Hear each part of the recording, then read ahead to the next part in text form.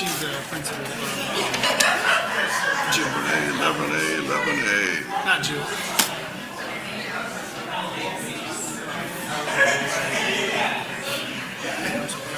It's okay. How are you? I said this time I didn't forget to bring my fan because I'm telling you, these hot flashes are kicking my butt.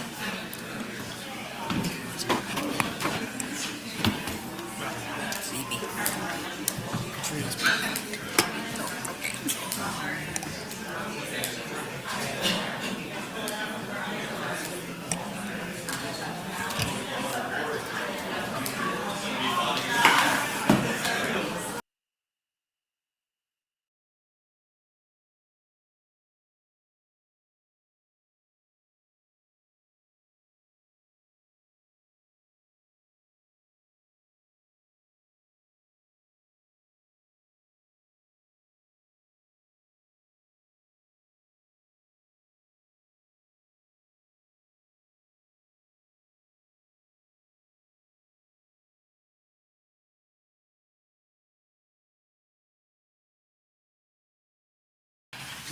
Good evening. I'd like to call to order the Winter Haven City Commission meeting. This is the 12th day of November 2024 at 6 p.m. Can I have a roll call, please? Yes, sir. Commissioner Dollison? Here. Commissioner Mercer? Here. Commissioner Dantzler? Here. Mayor Pro Tem Yates? Here. And Mayor Birdsong. Here. We will have an invocation by Minister Abdul Al-Khatib from First Missionary Baptist Church, and will be led in the Pledge of Allegiance by Vanessa Castillo, City Clerk. Please stand in favor. Let us pray.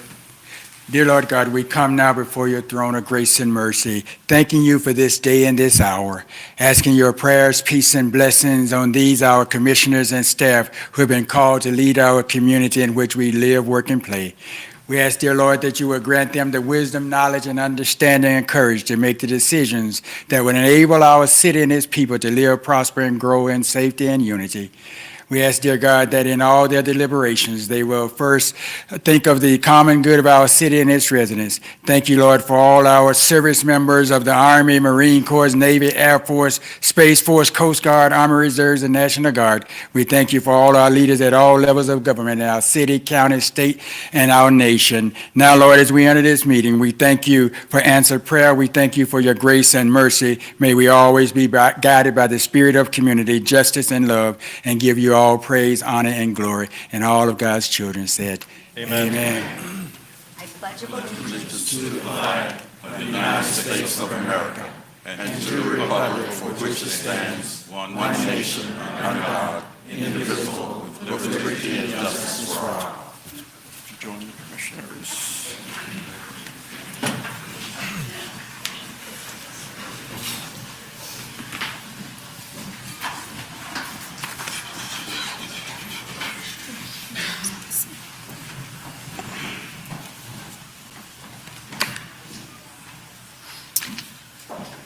Honorable Mayor and Commissioners, we have a single proclamation this evening, followed by a presentation. But for the proclamation, this is recognizing members of the Polk County School Board and some of our local schools. So I'm going to ask our principals from Lake Region, Winter Haven High School, and Chain of Lakes Elementary to come forward. And we anticipated having Superintendent Hyde and Jason Pitts. Is Jason? Okay, Jason, thank you, sir. I didn't see you sitting back there. To come forward, and I'll read the proclamation. It reads as follows. Whereas the Polk County School Board closed all Polk County public schools and offices to normal operations on Tuesday, October 8th, 2024, due to Hurricane Milton. And whereas the Polk County School Board opened multiple schools throughout Polk County as shelter sites, including pet-friendly and special needs shelters, and prepared to remain open as needed to serve those who may have required shelter. And whereas in the Winter Haven area, Winter Haven High School and Chain of Lakes Elementary both served as general population shelters, and Lake Region High School as a pet-friendly shelter.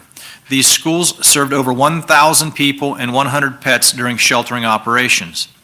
And whereas within those schools, more than 40 Polk County School Board staff worked 12-hour shifts alongside 10 Polk County deputies. And whereas the cooperative efforts of the Polk County School Board in working with Polk County leadership and emergency management ensured sheltering opportunities for both local residents and those seeking shelter from other communities.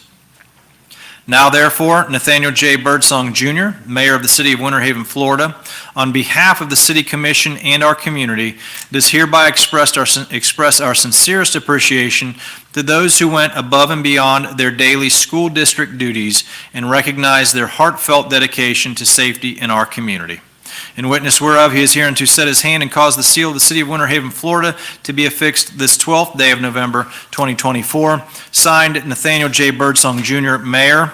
Attest, Vanessa Castillo, City Clerk.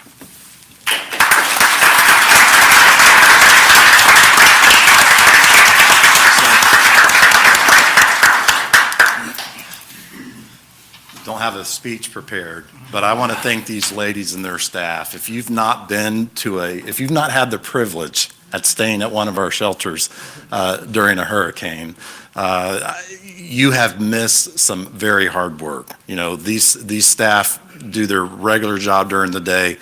They stay at these, and these principals stay there for several days. It's just not one shift, and we can't thank them enough for the time that they put in. And so I just want to thank them for their hard work and what they do during the hurricanes. Thank you. Thank you, principals. If you'd all like to come forward.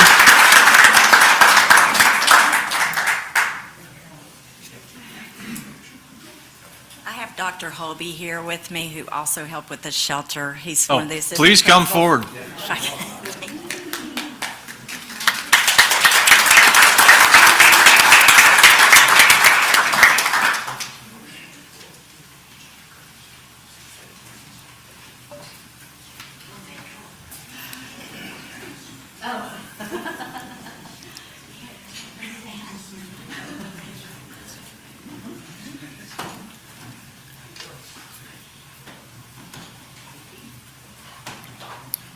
So however Natalie, you want to get them organized for? All right, right here, and 1, 2, 3. Do one more, 1, 2, 3. Thank you. Thank you very much.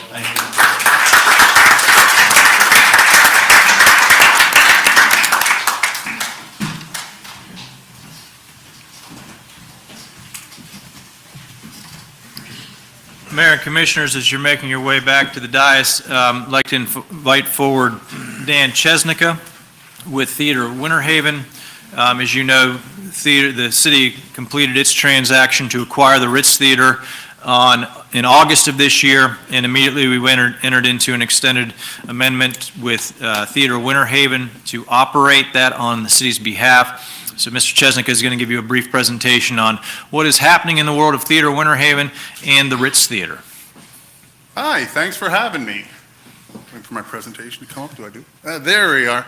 I've been in this job now for 9 years and about 2 months, and in the first month that I had this job, I met with then Assistant City Manager Stavers, and he challenged me to make sure that we do so much art in this community that no one ever complains of not having anything to do, and he never wanted to lose a potential resident to Orlando or Tampa because we didn't have an arts focus here in Winter Haven.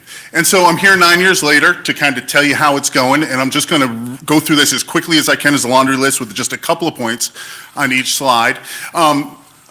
We're best known for our main stage, of course. This is what's been happening for 55 years at Theater Winter Haven.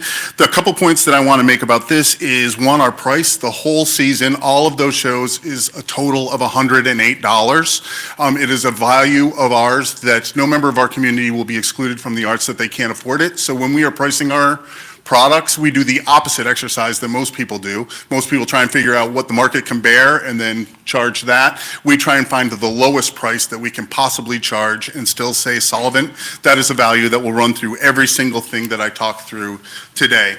And on our main stage, we do 105 performances. When the Fieldhouse got its facelift, the city graciously turned over the old gym to us and challenged us to even bring more art to the community, in which we built the Norman and Linda Small second stage. That runs just like the main stage. We do a number of performances there. We do 46 performances there in this year. That was built in 2002 at a cost of about $130,000 for us. I also want to point out that at the main stage, we also have been investing in making those city facilities better. Last year, we replaced all the seats. That cost about $75,000. We put in new sound at $37,000 and a whole LED wall. So we spent $145,000 on the main stage last year as well, just in capital. We have our Academy Series. This is free to all participants, and it's theater by kids, but it's also important to know that it is for kids. This is where we invite all the schools from Polk County to come and watch shows during a field trip, focusing on those schools that are economically depressed, and so they have access to the theater. We even will pay for transportation to get those folks to the theater so they can see their shows, knowing that they may not be exposed to this on a regular basis. Our Ghost Light Lounge is something we built and opened up following the pandemic. We saw a real need in our community for artists who needed a place to perform. All of our stages are so programmed that we very often couldn't open up little spaces and slots for local artists. The Ghost Light Lounge is for the community. They book those shows in there themselves. They come to us and we just say yes. We've pre-wired it so they can have all the technology of a modern theater, and it is completely free to them to perform in, and also should they wish to charge for their performance, we go ahead and we donate back to the artist 100% of the performance fee for that. So this is a laboratory for local artists to do whatever it is that they want. We're averaging one show a week there. I want to talk a little bit about the Florida Theater Conference because this was a huge commitment for us. We used to do 6 shows on the main stage. Now we only do 5 in order to make space for Florida Theater Conference. We just finished that this weekend. We welcomed to Winter Haven 1,600 participants from 56 Florida communities. We hosted 31 plays on our main stage and our small stage in those 3 days. We hosted 67 workshops, and we had over 400 auditions for 39 colleges that were at the complex. We are the only conference that uses every single room in that entire building, both theater side and on the field house side. For that, the entire field house is a trade show for colleges and arts-related things. There wasn't a hotel to be found in this town all last week. It's a huge economic driver, I know, for the folks over at Visit Central Florida and Polk County. I'm even told Starbucks ran out of coffee. They're mad about it. I got to give them a heads up next year. They've let me know. But I'm sure everybody wants to know what's happening at the Ritz, as that's been the highlight of everything that's been going on. We've moved in August. We took August and much of September to renovate the whole inside. It looks great. So we have some goals there that are very clear and brought to us by you, our city leaders. And the success of the Ritz, it's not going to be measured inside the Ritz. The success of the Ritz will be measured by the economic activity that we drive up and down Main Street and making sure that we are a true economic driver for everything that's happening downtown. In order to do this, we have to give people a reason night after night after night to come downtown and explore what it is that we have to offer and hopefully spill out into the streets and visit the food locations, the bars, the shops, and all of the new and exciting things that will be coming to Winter Haven. Starting out with Tuesday, I'm going to start on Tuesday since it is Tuesday, and I don't know what everybody's doing here because there is a tribute show happening 1 block from here. It's Crosby, Stills, Nash & Young. We can fix it though. Come join us next week for Queen or the week after for Elton John or in the beginning of December when we do the Carpenters Christmas. We have 25 of these scheduled throughout the year. We do 2 shows at 5 and at 8. This is something we brought over from the complex. It's a very successful program, and brought it over to the Historic Ritz Theater so we could start out with a base. Oops. We are also doing our Variety Wednesday shows. This is to keep in line with the vaudeville history of the Ritz. It could be something different, and it is something different every single Wednesday. This is also dinner and a show. We've done one so far, Andy Gross Comedy Magic, Ventriloquism. He has over 1 billion views on YouTube. And we had a great night. We learned a lot.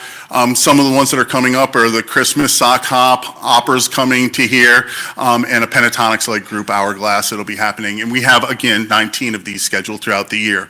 On Thursdays, we will be creating a new show that we call Nitro Bingo. We have 22 of these scheduled throughout the year. Nitro Bingo is actual bingo, but it's not your grandma's bingo at the Elks Lodge. It's Nitro Bingo is what we call it. It'll be a high energy with all of the lasers and the lights and the confetti and all that kind of stuff happening every Thursday over there at the Ritz. But then after Thursday, there's Friday, and on Friday, we're going to turn that place into a dance hall every week with different themes. We did our first on November 1st, the day after Halloween, with our Monster Mash dance party. It was a great success. Our next one will be coming up on November 22nd when we're doing a 70s disco there at the Ritz. We hope to see you all there in your bell bottoms. On the weekends, Saturday and Sunday, we are doing themed brunches there at the Ritz. Again, will serve food, and there might be a mimosa or two. We have 58 of those scheduled throughout the year. Coming up soon are A Piece of Woodstock, so it'll be a 60s beatnik brunch, and the Beatles brunch is soon to follow after that. We did our first one a couple weeks ago, or just 1 week ago, it feels like a couple weeks ago, with the Taylor Swift brunch. We had our Swiftie brunch, pretty well attended. We learned a lot. We're adjusting some of our food service and making it great for all of those that come in the future. But that's not all we're doing there at the Ritz. We've moved our professional series. We had done those at the complex for the past 4 or 5 years, and we're now moving that to the Ritz. There's 18 scheduled performances of that. Included in that is Assisted Living, the home for the holidays, about the wacky retirees and a place in a Lake Ashton-ish place called Pelican Roost. Menopause 2, the musical, they're now on a cruise ship and they're cruising through the change, apparently. And the male intellect, an oxymoron.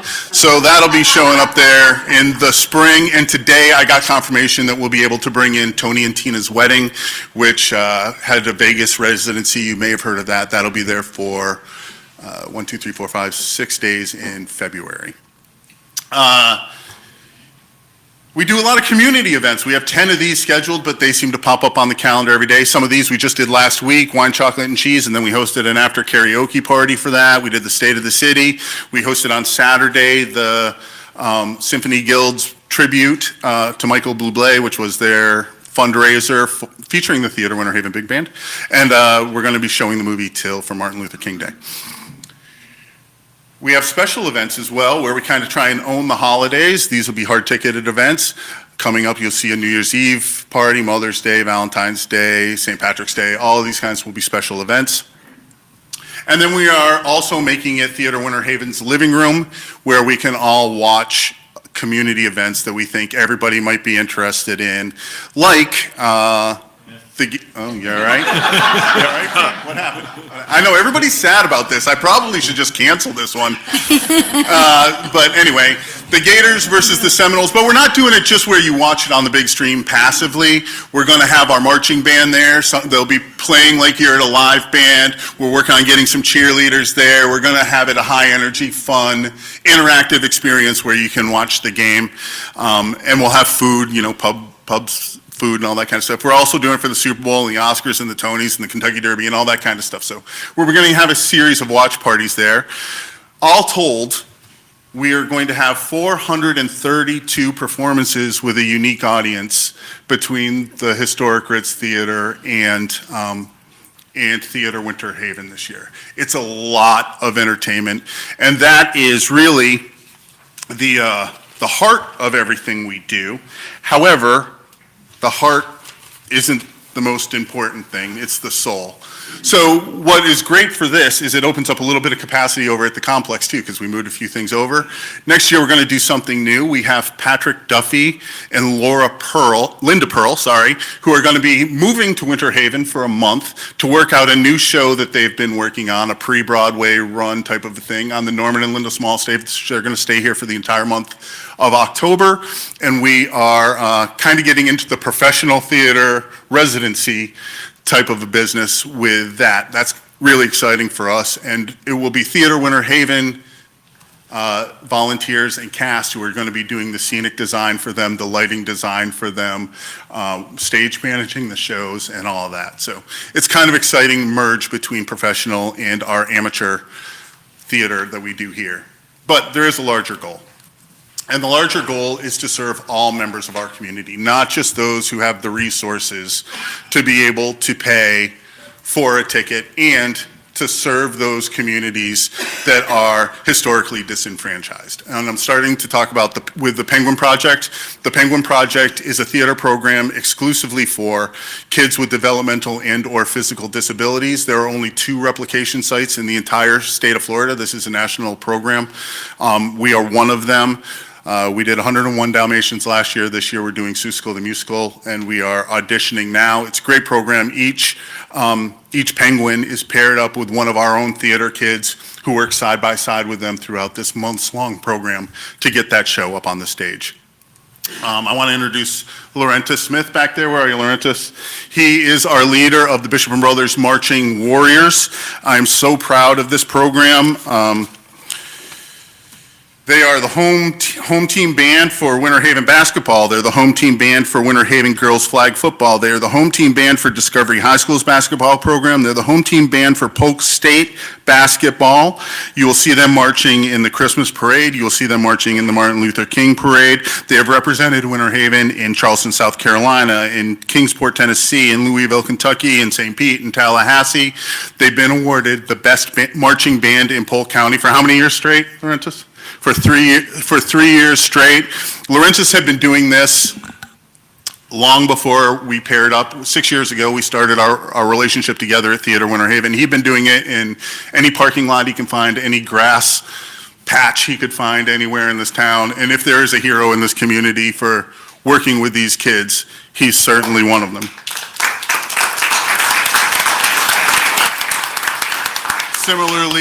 Similarly, Carlos and Sheena are back there. They run the Unity Elite competition dance program that we do at Theater Winter Haven. They will tell you that what they're doing is changing people's lives, and they're right.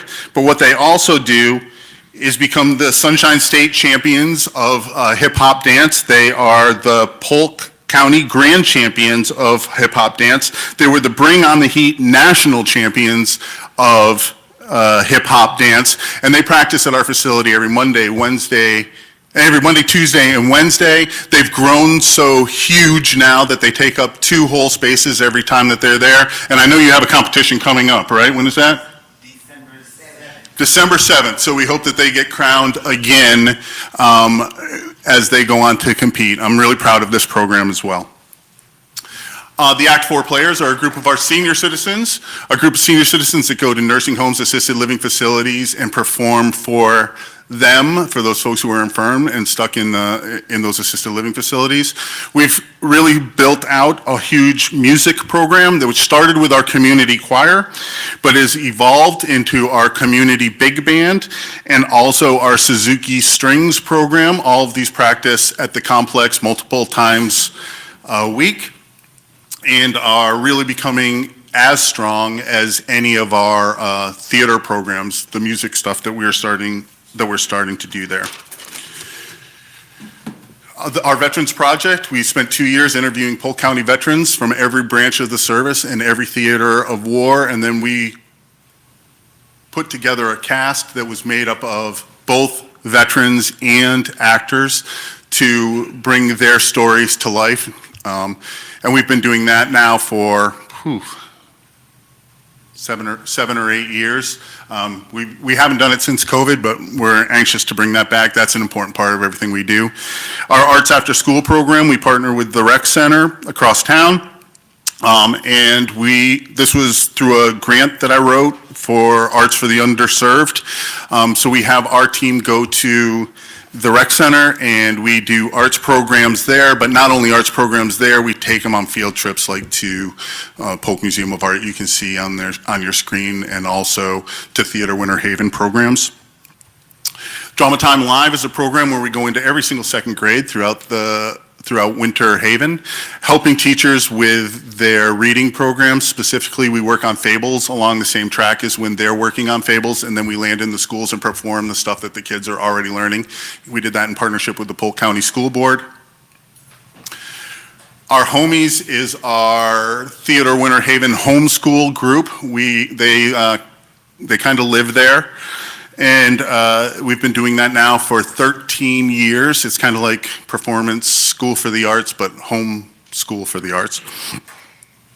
And then we have our classes as well. Our classes have been going on since the beginning of time, but recently we've started partnering with outside professionals to raise the level of what we are doing. So Broadway Beginnings is one example of that. Broadway Beginnings is led by Elizabeth Burton Lyons. She was a Rockette in New York, and she was on the Elf National Tour. She was in the Wizard of Oz National Tour, and she has her program that operates out of the Theodore Winter Haven spaces at the Chain of Lakes complex.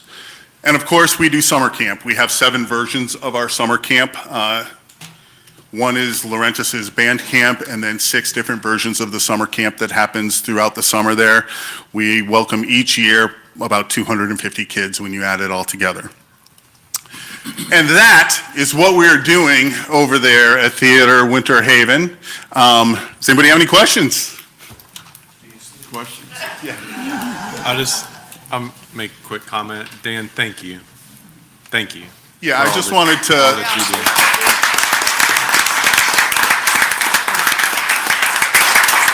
I don't want to take credit for all this. There's a lot of people that are working on a lot of things, but it is absolutely critical to us that we have our eye on our magnetic north, and that is serving all members of this community and working diligently to make sure that the arts is excluded to no one who is in this community, and we will make sure we do that.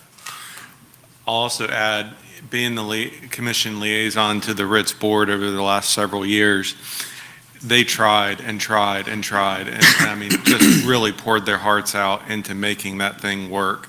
But it seemed like they were always just one step away or just missing that sauce. So I would just like you to take back to your board of directors, thank you on behalf of the commission for lending us the sauce. I will do that. And I want to say about the Ritz, it's not any individuals that do it, it's the whole infrastructure. You have to have the whole thing built. We haven't cracked the code on that yet, by the way. Our marketing isn't geared, we're a year behind. It takes a year to market anything. I'm going to start selling season 56 in January. And we only had this little tiny window to try and get it going. So we're not at capacity at the Ritz yet, even for the limited things that we are doing. But I'm confident, I feel really good about the direction that we're going in, and I know that we're contributing in a lot of different ways already. I can feel it. So I think we're gonna get there. I just want to say, Dan, for anybody that doesn't realize, Dan is an absolute rock star, and we owe him an absolute debt of gratitude in this community for what he has done over the last 9 years since he's been here. And not every kid plays football or baseball or basketball. He serves kids that don't do that, and we owe him just such a debt of gratitude for the heart and soul that you pour in each of these children that come in through there, and the adults too, because you serve seniors just as well. So from this diocese, I thank you from the bottom of our hearts for all that you do, and from our community, we thank you for all you're doing. And we feel like you're going to make this thing work at the Ritz. We're pulling for you, and anything we can do to help, let us know. So I will say this, that theater, and especially community theater, is the one place in the world where being different, being weird, marching to the beat of a different drummer is the thing that will make you successful. Very often, the things that will get you bullied in school or in anywhere else are your greatest strengths at a theater. So I would challenge anybody who has a kid, if they need a place to fit in, if they need a friend, I guarantee they will find it in the theater. I guarantee they will find it backstage, on stage, anywhere around there. It's a really great place to grow up. That's why I'm involved. My kids grew up at Theodore Winter Haven. I was a theater dad. And when Norm retired, I wanted to preserve it.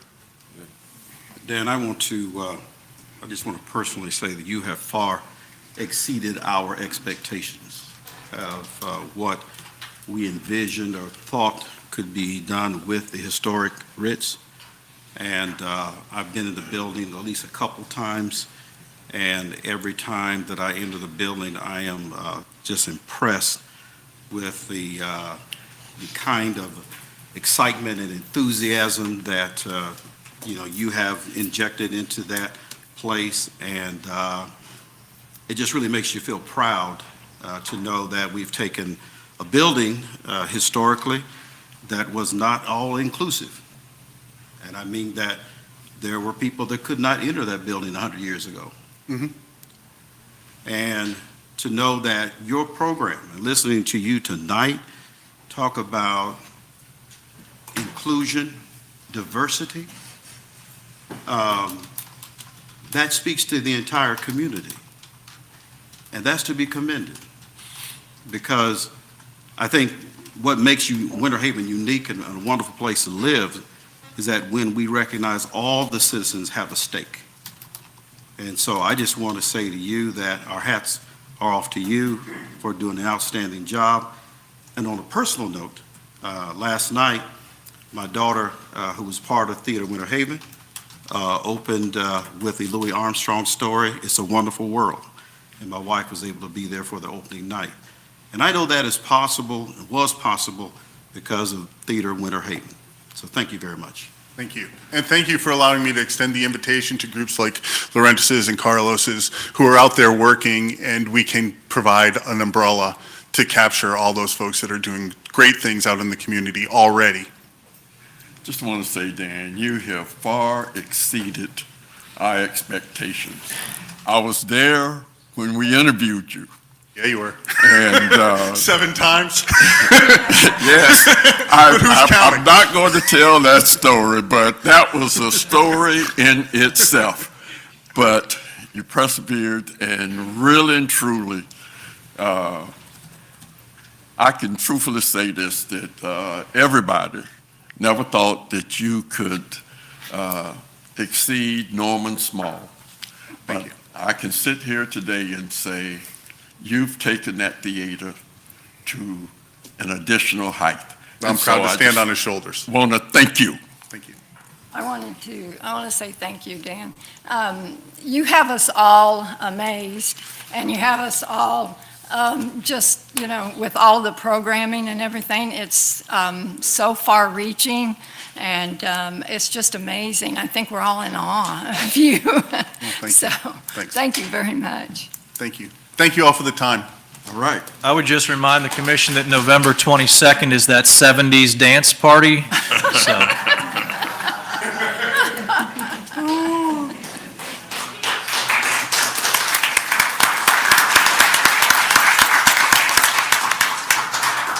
All right, we have no developments of notes. Commissioners, do we have any minutes?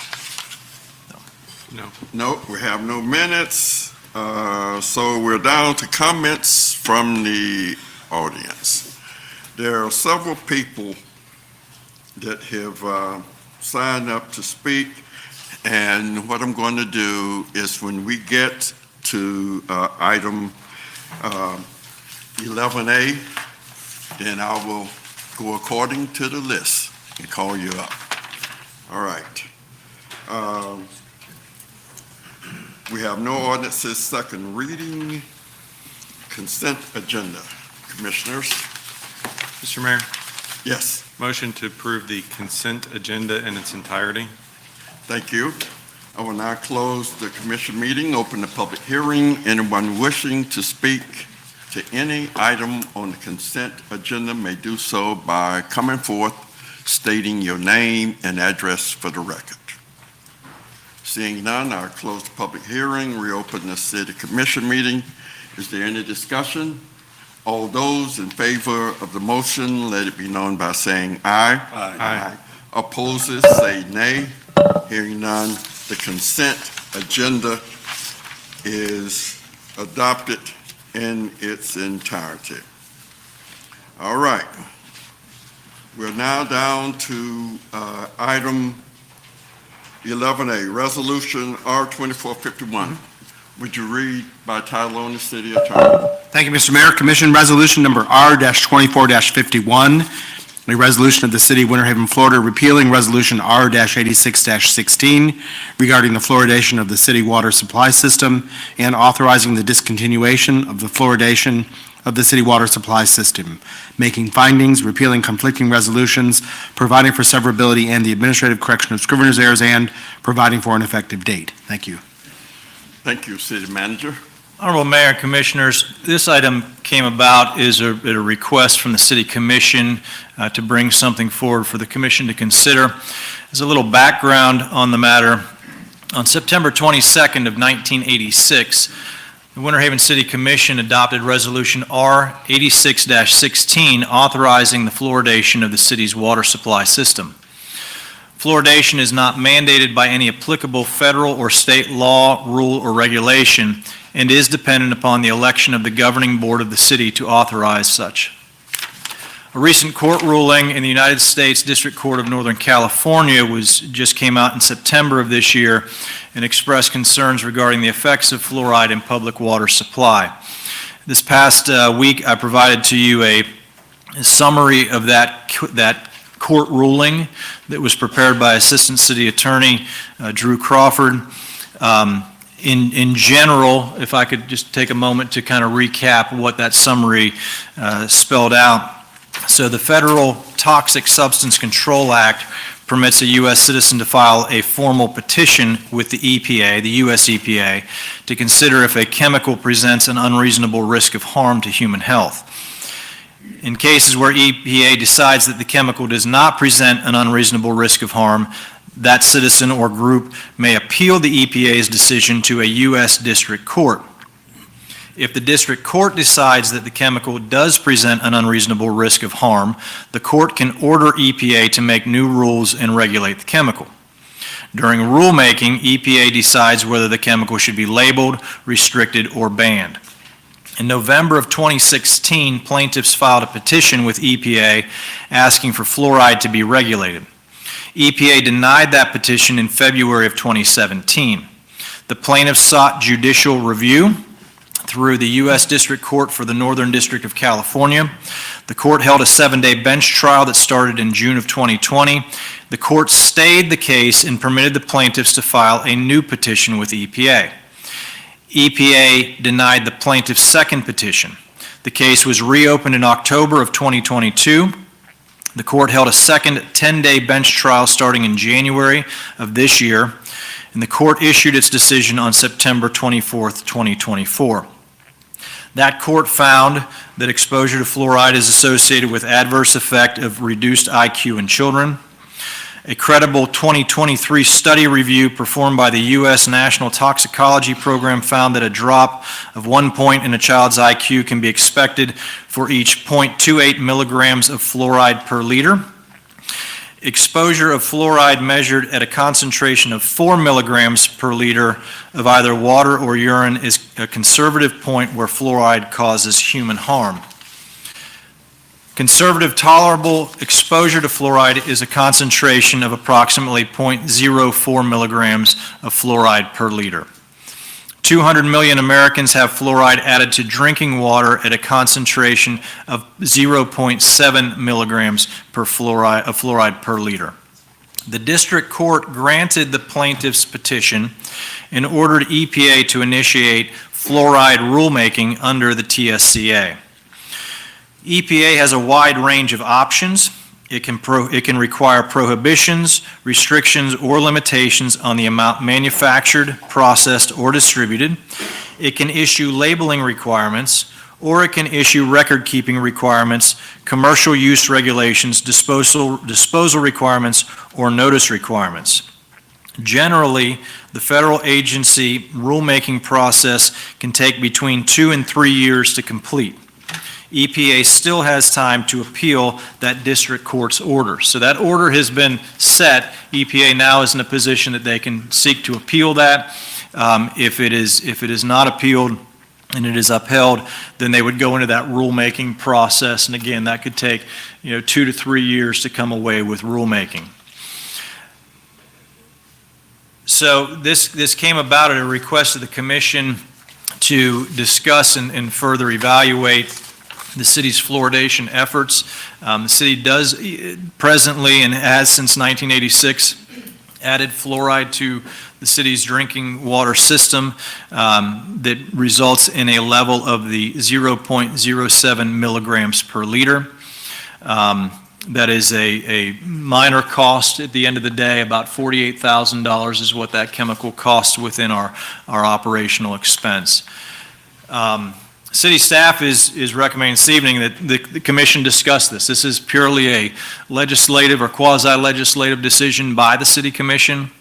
Again, there's no regulation or requirement to add fluoride.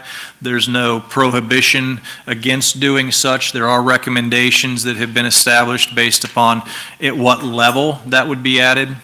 You heard a presentation or some comments from City's Water Director Gary Hubbard during your workshop agenda review session last week. Gave you some insights as to what other agencies within Polk County do. There's some that add fluoride, there's some that don't. If you are so inclined to seek discontinuation of our fluoridation practices, the resolution would allow you to do so, and that's why that's presented at your request. And with that, I'll stand for any questions. City Attorney John Murphy certainly has some insights into this, and Gary Hubbard is here as well in case you have any technical questions related to water. Okay, Mr. Mayor? Yes. Okay, so before we begin our discussions tonight, let me first of all tell the audience that this is all on me, okay? I'm the one that started this, not my commissioner. So if anybody's angry at anybody up here, point your angst at me, because I'm the one that brought this up, and I'm the one that wanted us to have this discussion. So, and also I'd like to mention to all the dentists out there, we have gotten your emails and your voicemails. We understand. And we realize and we completely agree with the fact that fluoride is good for your teeth. We don't doubt that. We have no qualms with that concern whatsoever. As a kid growing up, I used to have to put this gel on my teeth. Dr. Tripp used to give me this gel to put on my teeth, but I still got cavities. But at the end of the day, I don't, or any of us have any problems whatsoever with fluoride on the teeth. What our concern is what happens when fluoride gets in the gut. And we don't know. This is very reminiscent of what happened with us during COVID. All four of us, with the exception of Commissioner Dollison, were here during COVID. And we were asked to make decisions on things, medical decisions on things that were very complicated and that we didn't completely understand. So it kind of reminds me of that. So we haven't made up our mind. We're having a discussion about this. We want to get to the right truth. And I will tell you, after the recent election, you know, President Trump has named Mr. Kennedy to be his something director. And Mr. Kennedy has made it well known and has publicly said he wants fluoride out of water on the entire country. So this issue, we might be a little bit in front of it, but this issue is coming just based upon current events and what's happening in Washington, D.C. So with that, I just want you guys to know that don't take your angst out on them. Take it out on me if there's any angst to be made. And with that, Mr. Mayor, I'm going to make a motion that we approve Resolution R 2451. Thank you. All right, I will now close the city commission meeting and open the public hearing. And now I will call in order the way you sign up. John Lynn, please come forward, state your name and address for the record, and you have 5 minutes. The only thing that I'm going to ask, since we have 18 people that have signed up, I would like to ask your indulgence not to repeat what someone else has said. We don't need to hear the same thing for 18 times. All right, thank you. Yeah, so I'll be setting the standard, right? I mean, for that. It's a good position to be in. Thank you, Mr. Mayor. I'm John Lynn. I am the chair of the Polk County chapter of the Republican Liberty Caucus. And I'll be a little bit redundant, and Mr. City Manager went over the recent court decision, September 25th, 24th, 25th, 24. Historic court decision in fluoridation toxicity case orders EPA to act. Federal court ruling is the first to require stronger fluoride regulation under toxic substance law. In a first-of-its-kind decision, a federal court in California ruled yesterday, being September 25th, that the EPA must strengthen regulation of fluoride in drinking water across the country.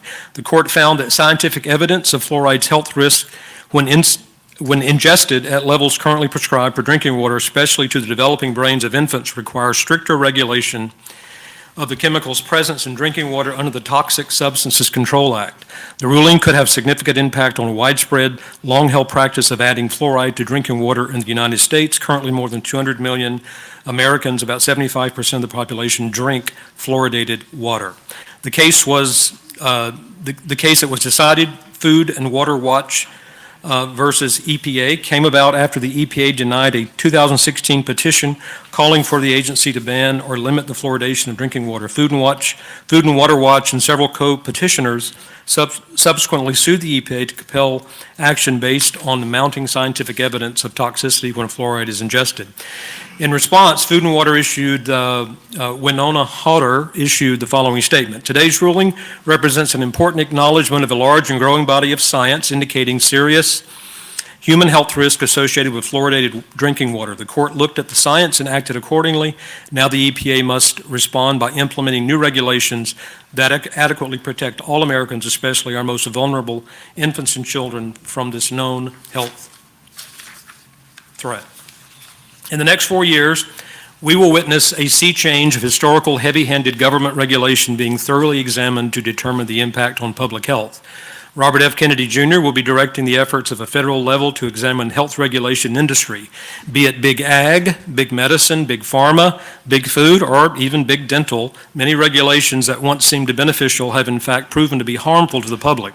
Never have so many Americans been awakened to what they are eating, drinking, breathing, and generally being exposed to. They want transparency, they want informed consent, so they may decide if their exposure to a substance is harmful or not. Regulations must bubble up from we the people, not forced down from the industry level using the legislative process as its enforcer. The forced fluoridation of public water sources, I believe, is one of the now realized harmful interventions that took place in the past. The basic assessment now by the EPA, and these were their attorneys under oath, that unless you have a crippling skeletal fluorosis, you have not been harmed by fluoride exposure. There's a great deal of time and expanse between having been exposed to fluoride, and skeletal cirrhosis. So again, a span there of time that you could be experiencing things that you have no idea that might be related to fluoride. Prior to a diagnosis of skeletal fluorosis is obvious in various forms: osteoarthritis, arthritis, bone cancer, bone fragility, as well as studies showing the lowering of IQ in children. I want to thank you for the opportunity to be here. I would ask that you do remove or cease dispensing it via the Winter Haven water supply. If individuals want fluoride, much like the COVID jab, they are certainly welcome to get that. It should not be something that's dispensed by this body to a host of people in this community without their full awareness. Fluoride, they are able to get it. It is not a concern of government at any level to be dispensing what we know now is potentially a harmful additive. In the recent days, Collier County, Florida have ended dispensing fluoride in their water system. City of Naples is considering it this week as we speak, and it's coming. And as Vice Mayor indicated, it's coming. We need to get ready for it. Not only this, but a plethora of other actions that are going to be taken by this administration to examine and let the public know and be fully transparent about that. Thank you very much. Nick Caturno. Nick? Catarano? Yeah, with the 3. All right. Good evening, distinguished leaders. Thanks for this opportunity to speak to you. My name is Nick Catarano. Prior to COVID, State your address, please. yes, 1005 Karen Ridge Court, Kissimmee, Florida, 34747. Thank you. You're welcome. So prior to COVID, I think most of us in modern life, we've learned to trust our leaders, our scientists. We're too busy to really look into so many different things. It was just, your doctor knows better, the experts know better. And when COVID came around, that kind of changed everything because we were stuck at home and we had plenty of time to look into things. And I think with all the COVID measures that were coming down and the vaccines, I wasn't against vaccines per se. I didn't know what to think. I just wasn't comfortable taking a shot before I knew what the efficacy was over time. And working at Walt Disney Company, it was being mandated and our jobs were being threatened. And getting COVID and getting better and using early treatments that were available that were demonized, I dug in a little deeper and I found out that why did the experts have it all wrong? Why were the doctors telling me something other than what my experience was? And I wrote an open letter to Disney at goofyvaccine.com. If you go to the menu, I have an open letter there that's aged over 4 years and it's held the test of time. And all I did was use empirical data and things that were going on around the world to prove that it was too soon to make the claims they were doing and mandate these shots on people. And that opened the door for me to question a lot of different things. As I've thought of a lot of the health issues, I've thought about the fluorination in the water. And just from a common sense perspective, if you drink the water, I mean, most of the time you put the bottle down, it goes to the back of your throat. It really doesn't touch your teeth. It's not a nutritional, like a calcium that's going to build strong bones and teeth. They're hoping the fluoride's going to be on your teeth, and we don't swoosh it around our mouth trying to bond it there. And with so many products on the market and so many of us brushing every day with fluoride and being able to go to the dentist and get the fluoride if we so choose, putting it in the water now that we know that there's the risk versus the reward and the adverse reactions, it doesn't seem like it's a valuable choice. And I'm here to just encourage better decision making about that because it just seems to be a practice. I know there's a lot of dentists that are concerned, genuinely concerned, but I got to imagine if the doctors would have taken the time over COVID and spent the time to research like many of us had, if they would look at the new data.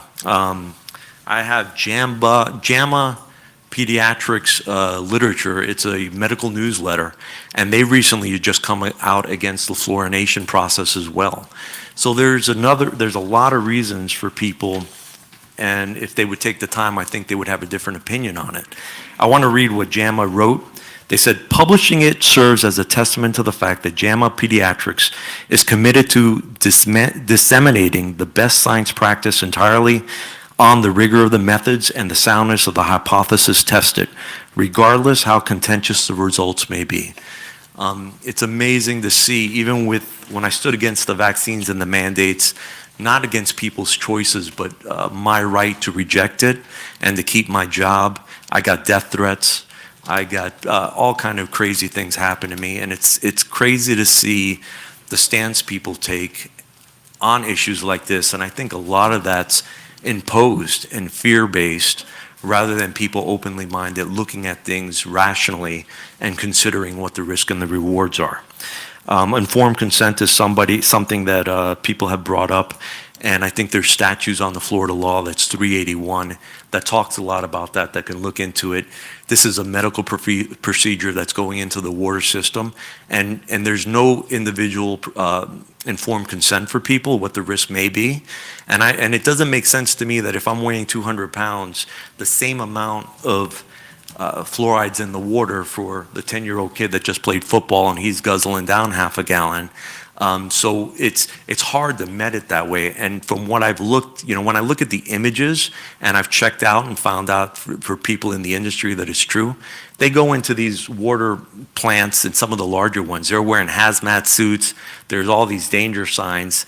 So it's kind of hard to determine how much is actually going in. I mean, there's not a precise measure. And the last point I wanted to bring up that has really struck out to me, we don't use farmer grade fluoride in the water, right? It's not pure fluoride. When they mine it up, it comes in with all these other toxin chemicals, and that goes into the water system as well. So all those things don't really provide a benefit when you weigh out the risk reward. Thank you for your consideration, and thank you for your time. Thank you. Anna Bush.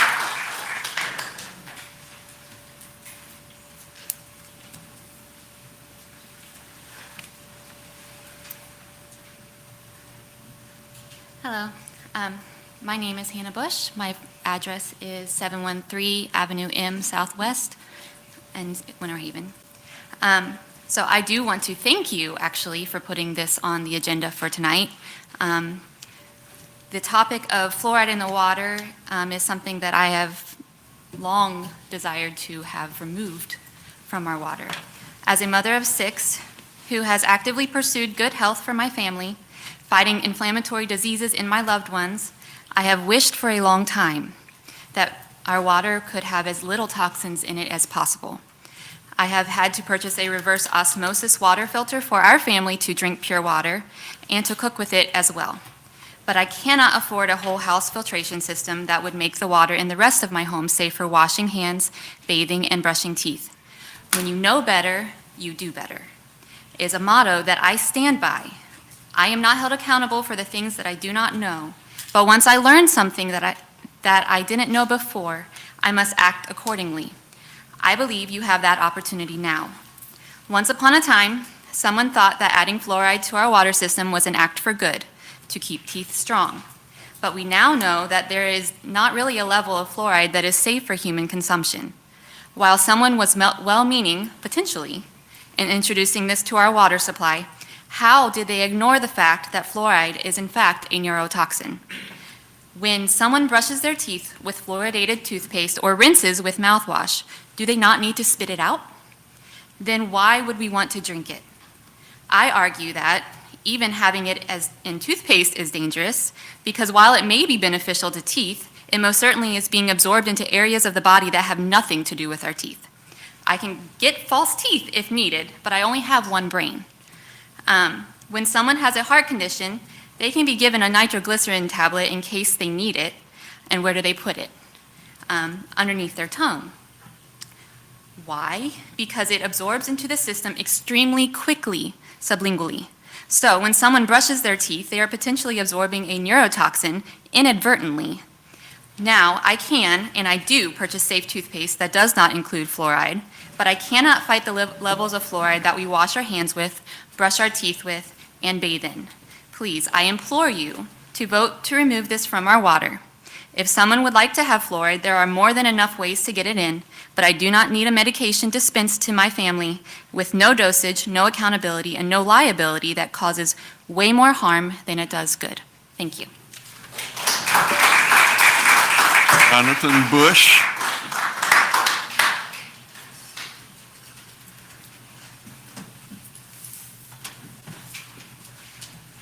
Jonathan Bush, 713 Avenue M Southwest. Good evening. I want to begin by saying thank you. Thank you for your service in our community. I know it takes time out of your busy schedules and away from your families to do the job that you're doing. And I believe that though you may have differing opinions at times, that I'm confident each of one of you want the best for this city and you care about its citizens. So I thank you for that. As well, thank you for addressing this important issue. Now, I'm not a scientist nor am I a medical expert, but I am a father raising 6 children in this community. As well, I am the pastor of many families in this community who have many children in this community. And so we live in an information age. We know that. That's a good thing. This allows us to extrapolate data and make informed decisions based upon that data. And it's my understanding that the decision, as has been mentioned here, to add fluoride to our city's water was a decision made 38 years ago. And while much may have been unknown then, much is known now.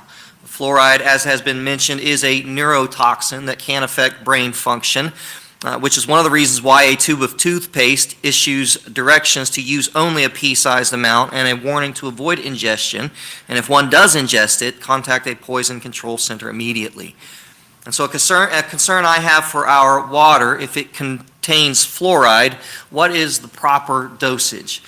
We can't control the dosage. Also, it's my understanding that there may be dentists that recommend it in our water because it prevents tooth decay.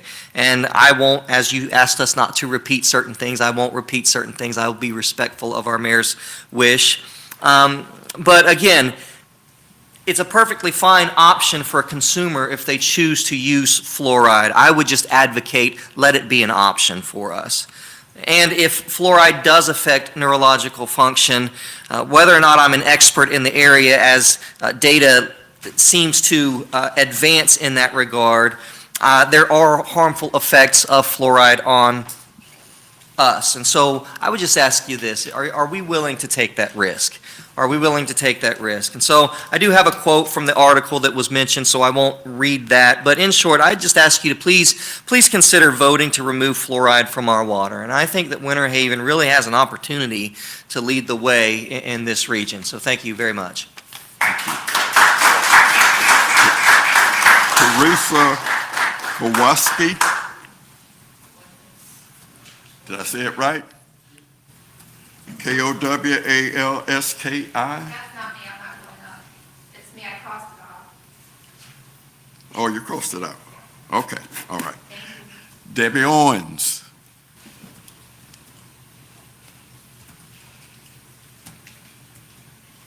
Thank you so much, and I'm so excited that y'all have this on the agenda because it is a very important item on the agenda.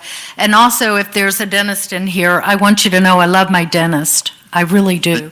And he said years ago, all could you give us your disease- address, please? Oh, I'm sorry. My address, Deborah Owens, 1407 Palm Drive, Winter Haven, Florida, 33884. Anyway, my dentist said all disease begins in the mouth. And he's right, it does, but it's not necessarily tooth decay, which is what we think about because we're at the dentist. It is, as mentioned earlier, what goes into the gut, because everything that starts in the mouth eventually gets into the gut.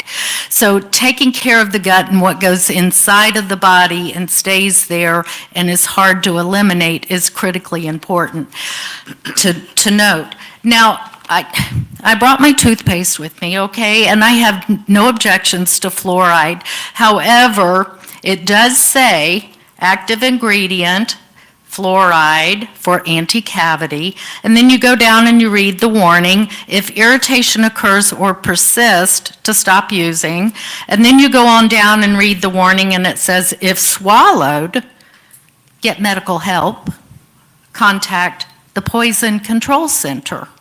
Now, that's right here on the box as a warning, meaning that we brush our teeth and we spit it out, we don't drink it and ingest it. And that's where the problem lies, is that we're ingesting fluoride. Now, I brought with me a whole packet of information, and I won't go over all of it, but it is from fluoridealert.org, and I'll be happy to leave it with you guys. It indicates problems such as brain damage, already mentioned, lower IQ, already mentioned, neurotoxicity, pineal gland. Now that's an interesting one. And one that's particularly important to me is thyroid disease. And it even says here in 2010, the second most prescribed drug in the US is Synthroid for thyroid disease. So fluoride has a link to the thyroid. And again, it's because what you're putting in your body, and it stays there and it tends to accumulate, and over time is where the problem occurs. So the costs were mentioned, that it's not that big a cost to add fluoride to the water, but it's passed on to the consumer because we end up with diseases that we were not aware of occurring over time because of the relation to fluoride being in the water. So I highly advocate that we do remove the fluoride from the water for those concerns, and also look at the cost that's being passed on to the consumer for health care. And we're talking about IQ for children. You can't put a price tag on that. Hypothyroidism leads to many other diseases and concerns. You can't put a price on your health. I was an airline pilot, I'm now retired. If you don't think it matters, I was not allowed to eat a poppy seed muffin. Why? Because a poppy seed would show up on the drug test. It's just that simple. Thank you.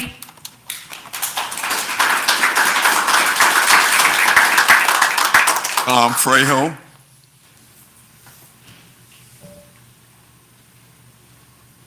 I'm Tom Frejo. I reside at 6 Enclave Drive in Winter Haven. Mr. Mayor, Commissioners, my presentation is going to be from a little bit different perspective from that you've heard already this evening. I wanted to start out by mentioning a a research program that the city manager had mentioned for the National Toxicology Program, which suggested that higher fluoride intakes had negative impacts on children, and particularly their IQ. My research, or my doctorate happens to be in the area of research, and I know that research, like many things, there are a lot of different studies that are done, and they oftentimes conflict with each other. They have methodological weaknesses associated with them. And one of the points that has been made out about that current research is that the majority of the data was collected in non-U.S. countries like Canada, China, India, Iran, Pakistan, Mexico, and it was also done where the levels of fluoride that the children were ingesting was much larger than what is permitted according to the regulations here in the United States and according to what you have in your own water supply here. And in fact, a 2023 meta-analysis of 8 studies, which happened to be in the same year that the National Toxicology Program study came out, found that fluoride exposure at concentrations similar to that used in fluoridated community drinking water in the United States is not associated with lower IQ scores. The National Toxicology Program monograph provided some important information to regulatory agencies to set reasonable standards for the amount of fluoride in water, but they even assert that it does not and was not intended to assess the benefits of fluoride. And I think whenever we make decisions, we always need to weigh, are there negatives, are there positives, and what outweighs what? And as I've looked at the information that I've been able to come across so far, the data suggesting that there are substantial negative effects are relatively weak. On the other hand, I think there is considerable data that indicates that there has been very positive results from the use of fluoride. And in fact, the Centers for Disease Control and Prevention have hailed community water fluoride as one of the 10 greatest public health achievements of the 20th century. What happens when you don't have an easy access to fluoride, as you do in the fluoridated water, is that the access to the fluoride becomes dependent upon the socioeconomic status of the children that are involved. And I know some of you probably had backgrounds similar to mine. When I was a child, we did not go to the dentist all the time. We may have gone to the dentist because we needed to have some procedure on our teeth, et cetera, but we didn't go in for fluoride treatments, et cetera, the way that you do today. I know that a lot of poor children today do not go in for regular fluoride treatments. And so when you take the one source that is available to everyone out of the supply, then you're going to have kids who are at an upper economic level who have other ways to get the fluoride. The ones at the bottom economic level, it's going to be taken away from them, basically. I also wanted to point out that for the medical community as a whole, not just the dentists, but the medical community as a whole, including the American Dental Association, the American Medical Association, the American Academy of Pediatrics, the World Health Organization, the Centers for Disease Control and Prevention, U.S. Public Health Service, and the American Public Health Association all are strong advocates of keeping fluoride in drinking water. What I'm urging you to do is to postpone your decision, to collect data, to look at this very carefully as you move forward and make absolutely sure that you are basing any decision on very good and irrefutable science. How do you like that for timing, eh?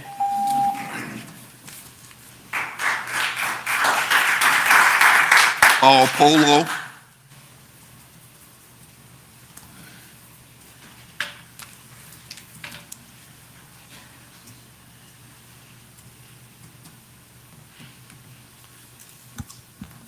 Paul Palo, address is 25 Skidmore Road. I am a 33-year practicing general dentist in Winter Haven and a lifelong resident. And I thank you, Mayor Birdsong and commissioners, for your time. I won't repeat what was just said, but according to the Center for Disease Control, tooth decay, which is cavities, is the most common chronic disease for adults and children in the United States. It disrupts people's lives and undermines their success. Fluoride is a mineral that reduces the cavities by 25% in adults and children. More than 75 years of research shows that fluoride is a safe way to reduce cavities. But let's bring this home. According to the U.S. Census Bureau, Winter Haven has a population of 57,109. The poverty rate in Winter Haven is 15.9%. That means the population living in poverty is 9,080 people in Winter Haven. Translated, that means 1 out of 6 people that you pass on the street is living in poverty. Everyone in the community benefits from fluoridated water, regardless of age, socioeconomic status, race, ethnicity, access to dental care, or dental insurance. Water fluoridation levels the playing fields for the haves and the have-nots. The costs of fluoridation is about 84 cents per person per year, based on Winter Haven's estimate of $48,000 to add fluoride. Water fluoridation saves residents $32 per person per year in avoided dental treatment costs. This amounts to over $1.8 million each and every year. In short, that means that they have an extra $1.8 million to spend on taxable disposable income in the city instead of spending it in our dental offices, which is not taxable. Now, I realize you're being hit with a lot of information, so I echo the previous speaker and saying don't make any hasty decisions, and would welcome a public workshop in order to allow both sides to bring their data forward so it can make an informed decision. Thank you.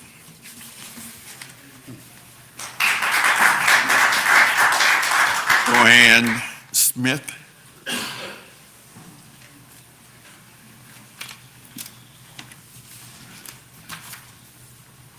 Good evening. Joanna Smith. Address is 441 Chamberlain Drive, Winter Haven, Florida. Thank you so much for having this meeting tonight so we can speak on behalf of the fact of whether we should or should not have fluoride in the water. I can tell you after 36 years of being in the dental field, 17 years as an assistant, now almost 18 years as a dental hygienist, I have seen over the years, starting with my parents' generation to knowing what kind of dental care they had, to now my grandchildren. I have seen where we have patients that come in our older age, have tons and tons of restorations from having a lot of decay as a child. Now, fast forward, my children have never had cavities. My grandchildren do not have cavities. Yes, they have had extra care because I work in the dental field, but there are so many people that cannot access dental care. So I would hope that you would keep it in the water so that we can have the people that are undeserved, that can't get in to have things done. But in my experience, I do feel that it is needed. Thank you. Tracy Olin.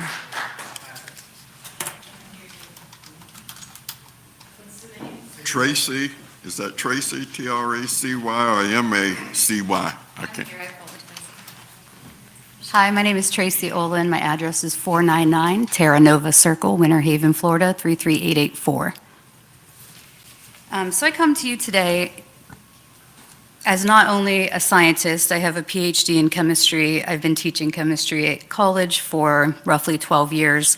But I'm also a mother of a 11-year-old daughter who has fluorosis of several of her teeth in her mouth. So I have kind of a personal effect from fluoride or overdosage of fluoride for my daughter.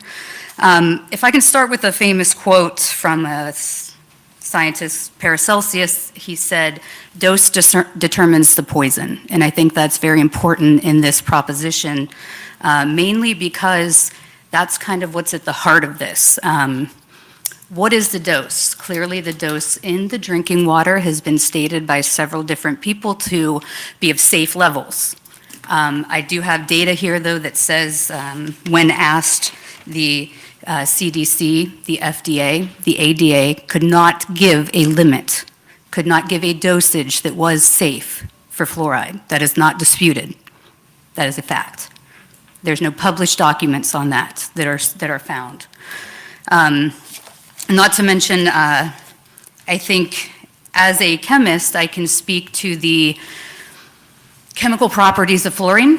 So fluorine naturally is found as F2. It's a gas. It's highly, highly reactive. When it reaches the stomach, it reacts with hydrogen where it produces hydrofluoric acid, HF. HF, hydrofluoric acid, is the only acid able to dissolve glass. It is a very toxic, very corrosive, very strong acid. Fluoride is the negatively charged portion of that acid that is created in our stomach. Fluoride, being negatively charged, likes to bind positively charged things. I didn't mean this to turn into a college chemistry educational seminar. However, I think it's important to understand how it works, what's actually going on. Fluoride, being negatively charged, likes to attract positively charged things, much like a negative and a positive or south and north pole of a magnet like to come together. That negatively charged fluoride ion will attach to positively charged ions such as calcium, such as magnesium. Okay? These ions, calcium and magnesium, are huge in neurological function. Okay? The neurotransmitters in our brain use different ions such as calcium and magnesium to have neurological transmissions. Okay, these are the links, and if you look into studies, I don't want to go on too in depth with some of these studies, but the effects of IQ in children are directly related to some of these ions and some of the inhibitors of different biological pathways. Again, trying not to get too much in detail here.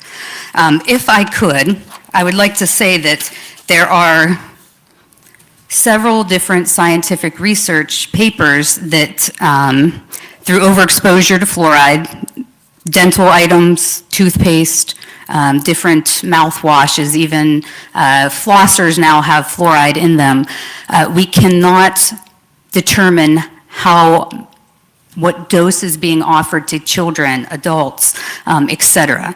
So that is, I think, of utmost concern. There's a senior scientist at the EPA's Office of Water that agrees we need a reassessment of fluoride safety standards. This is a senior scientist at the EPA, specifically of the water division there. There's NIH, National Institute of Health studies that show a correlation between higher prenatal exposure to fluoride and reductions in the IQ. I ask, is it worth it to potentially prevent some cavities while essentially reducing the IQ of our children? Is that a fair trade-off? There are other studies, published studies, that show how fluoride can cause bone disease. That's undisputed. Nobody argues that. That fluoride levels that can be achieved through all of these different various routes of exposure, toothpaste, water, other dental items, supplements. I remember when my oldest daughter was younger, they actually sold nursery water that had fluoride added to it. I'm thankful I didn't at the time give that to her. I didn't know of the effects of fluoride. Okay. 68% of American children have some form of dental fluorosis, my 11-year-old daughter being one of them. She has discolored front teeth that clearly affect her overall want to smile. It, has an effect on her. And again, this is directly due to over fluoride consumption, whether that was prenatally or, through drinking the water and using the different items as mentioned. Currently, and I just want to leave with this, the current standard for having too much fluoride in your diet is something called crippling skeletal fluorosis, of which there's no cure, and it is just that, crippling. I think we should have better standards for measuring when there's a problem with these things before we add it to our public drinking water. Thank you. Maria Keith. Maria Keith. Oh, okay. Okay, you're going to have to bear with me. My name is Maria Keith. I live at 1700 6th Street Northwest, Winter Haven, Florida. I want to thank you for bringing this up. This is something we really do need to, oh, thank you. This is something we really do need to be discussing. A lot of what I had to say has already been said, so bear with me as I go through this. But fluoride is a deadly poison. It is toxic. It has been used for years as a rat poison and to kill coyotes. This we've already talked about. Oh, it also will burn through concrete too. She said glass, but concrete. It's an industrial waste. Instead of spending money to dispose of it safely, they sold it as a treatment for dental care, a win-win for the industries needing to dispose of it. They make money off waste by poisoning us. Fluoride is the only chemical in our water that is not used to treat the water. It is used to treat us. We are being poisoned by fluoride because we get it everywhere. And they've already said foods, salt, other things that they've mentioned.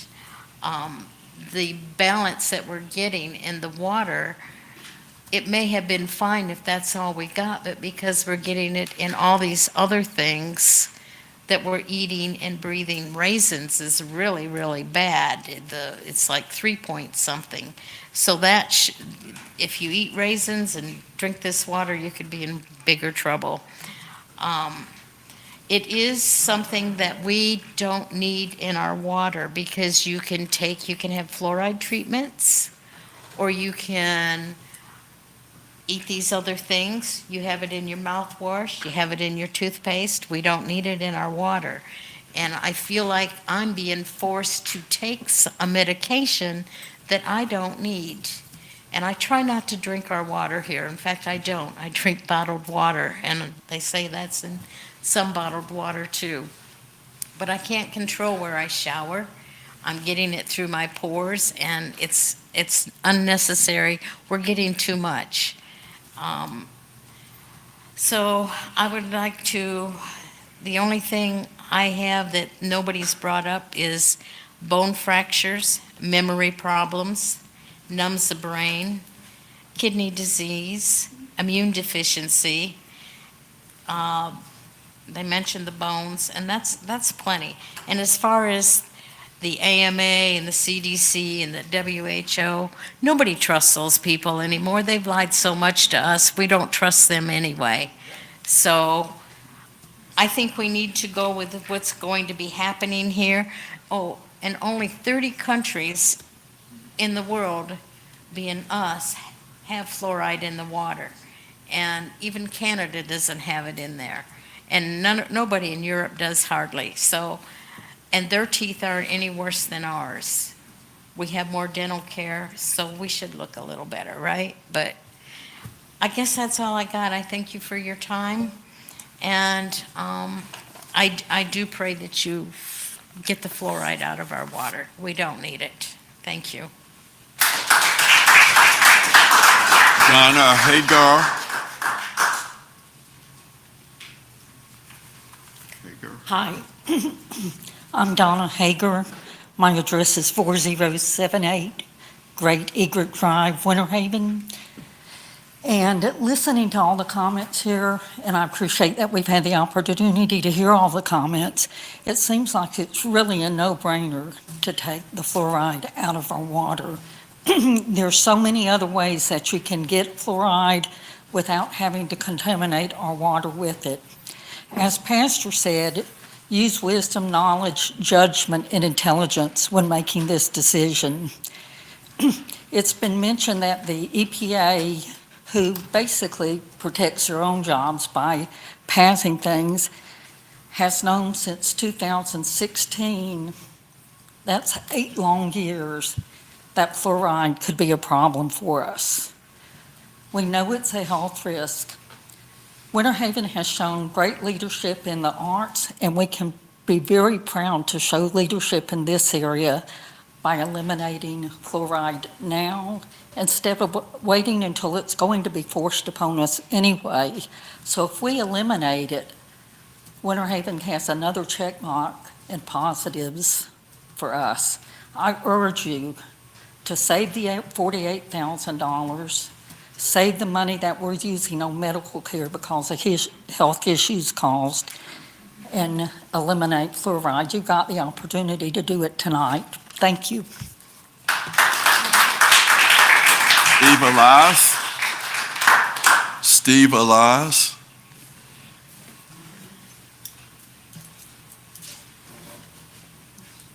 Good morning, Commissioners. For the record, Steve Elias, 145 Lake Otis Road in Winter Haven.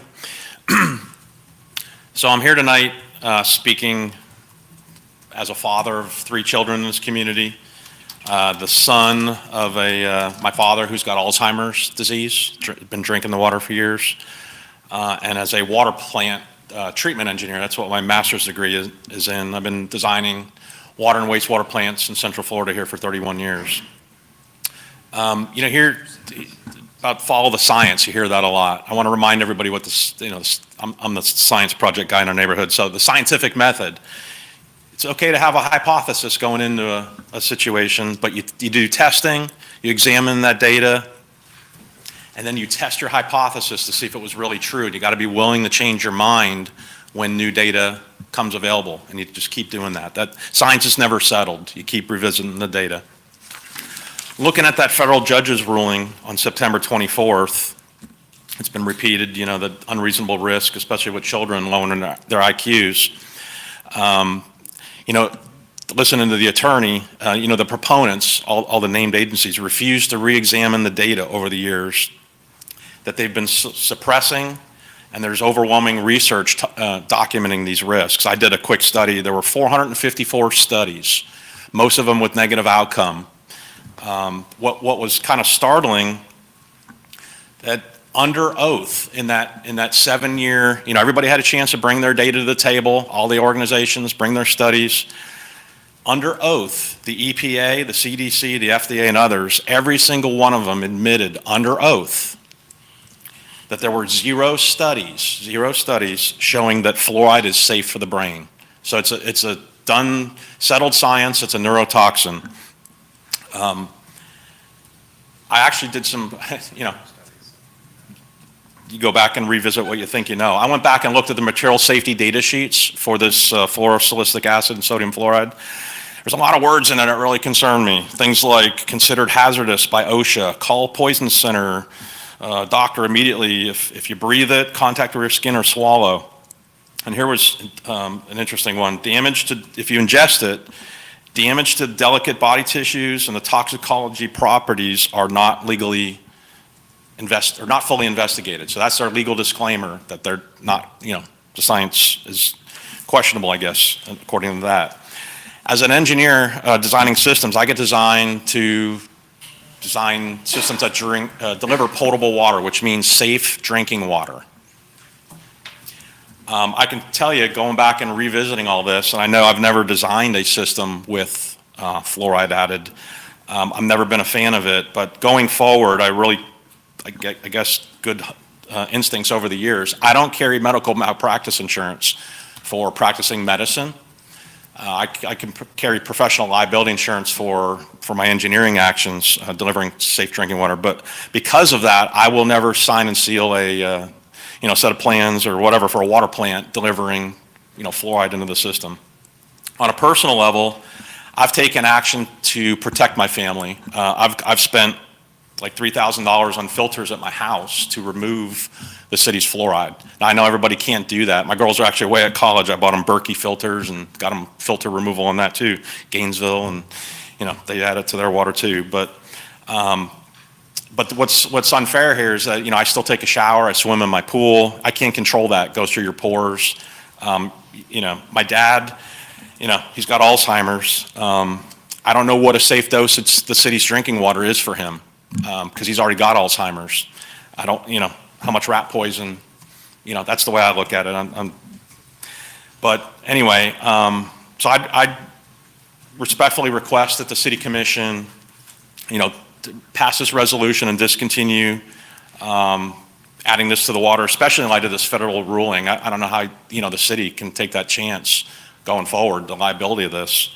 I'd ask you to be, and if it's been mentioned, but, you can go to the dentist if you want fluoride treatment, that's up to you. But I applaud the city for looking into this. I appreciate the staff looking into this, the commission bringing it up. I really feel this is probably I know you didn't make this decision, but this could be the biggest health decision for health outcomes that the city commission maybe has ever made, if I'm, based on all this information. So I ask you to follow the science here and please discontinue the use of fluoride. Thank you. Dr. Greg Scott.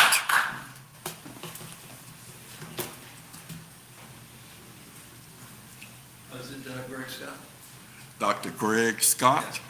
Yes, Dr. Greg Scott, office at 211 6th Street Southeast, Winter Haven. I've been practicing orthodontics in Polk County for 37 years in Lakeland and Winter Haven. I'm a proponent for fluoride only because I know what will happen. I think I know what will happen to the underprivileged kids in Polk County and in Winter Haven if we remove the fluoride from the water. In 1945, Grand Rapids, Michigan became the first city to start using fluoridated water supply, and they found a 60% reduction in decay among kids, and that's significant. And so I know there are other sources of fluoride available. We just have to figure out if we remove the water, the fluoride from the water, we're going to see a huge increase, I think, in dental decay, rampant decay among the kids. So I'd like you to at least take a lot of time thinking about the consequences, maybe consider what can be done if you remove the fluoride from the water instead. And that's all I have to say. Thank you for hearing me. I just encourage you to consider it, keeping the fluoride in the water. Thank you. Dr. Godfrey Rich, R-I-C-T-E-D maybe? Geoffrey.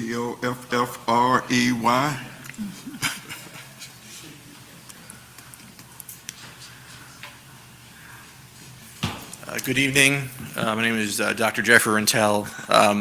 I work at 2150 Hardin Boulevard in Lakeland, Florida. I am the current president of the Polk County Dental Society. I am a board-certified oral maxillofacial surgeon. I'm kind of the bridge between dentistry and medicine.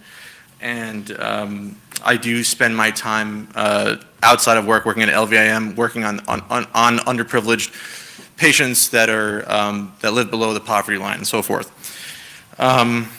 I'm not going to debate here, just to echo what Dr. Scott said, I'm not going to debate if too much fluoride or too little fluoride is going to cause an issue here. I feel that to serve the underprivileged patient population that I see, that it's increasingly important to decrease the chance of having rampant decay. Now, I don't know how many people in here, and I'm not picking and choosing here, but I've had to take children to the operating room. I've had to cut their necks. I've had to drain their abscesses due to having decay. And I could only see that getting worse over time. The increase in infections, inflammatory mediators that would travel in their blood system could only cause issues down the line. It's quite simple.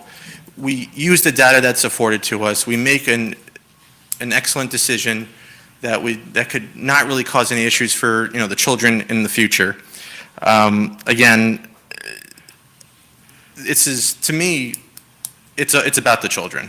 I want to make sure that they have decreased the chance of having dental decay, increase the chance of remineralization. looking at an 8-year-old, 9-year-old child with their parents in my office, and I have to tell the parents, I have to remove your son's first molars, second molars, canine teeth because there's decay.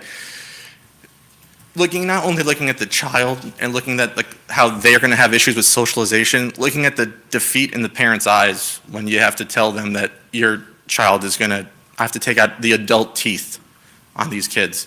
So I just want the decision to be made in a matter where all the data is reviewed. There's no rush for it. It's been going on since the 80s. So I say, if we could review the data, hold off on any type of vote, and I would prefer to keep the fluoride in the water because I just think it's going to get worse in the future, and thank you very much. Chris Colony? Chris?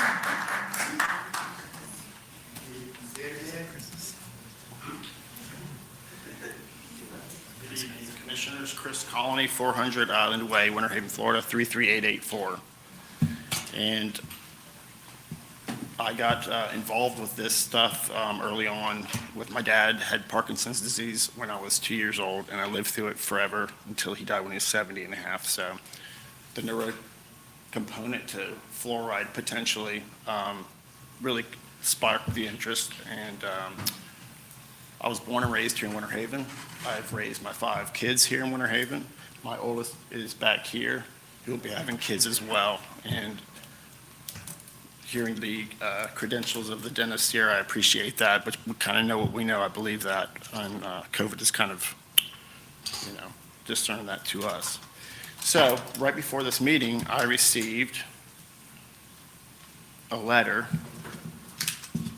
because we know dental, but the toxicology portion of it came into a little bit of, I guess, a little more clarity here. So this came literally about 5 o'clock tonight, International Academy of Oral Medicine and Toxicology.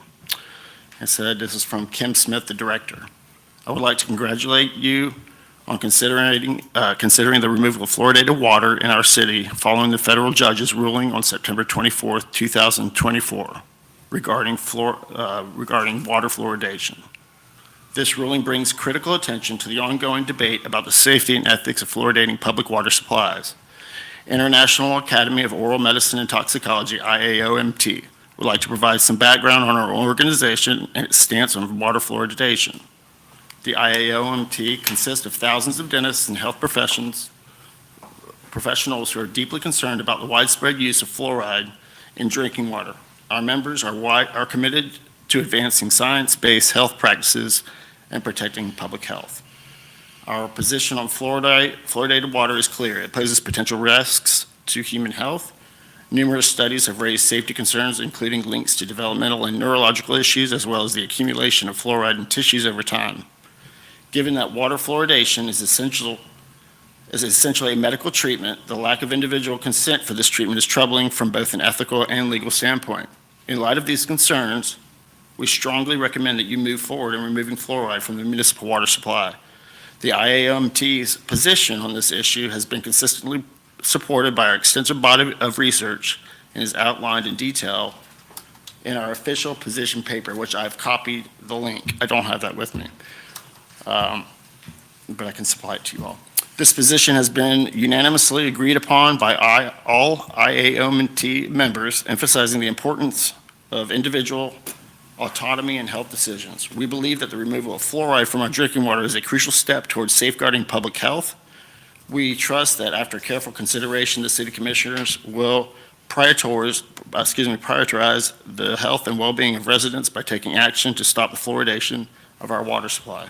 Thank you for your attention to this matter. We are confident that your decisions will reflect the commitment to the health of the community. Please feel free to contact me should you have any further information or clarification. So I do have a little bit more time here. And I'm very involved with my kids. My oldest is 22, be 23 this month. My youngest are twin daughters that are 13. And I'm very active in coaching sports. My girls' soccer mainly, and of course tennis. But I've seen more dramatic snapping of both knees. My nephew snapped both of his knees forward, and constant ankle breaks and just a lot more than when I was a kid. I don't know if there's a correlation there. It does seem a little bit ridiculous that I'll back up. I thank you for considering this, and I think it's a no-brainer to really do some research and have a roundtable discussion with some of the folks in here. That's all I have.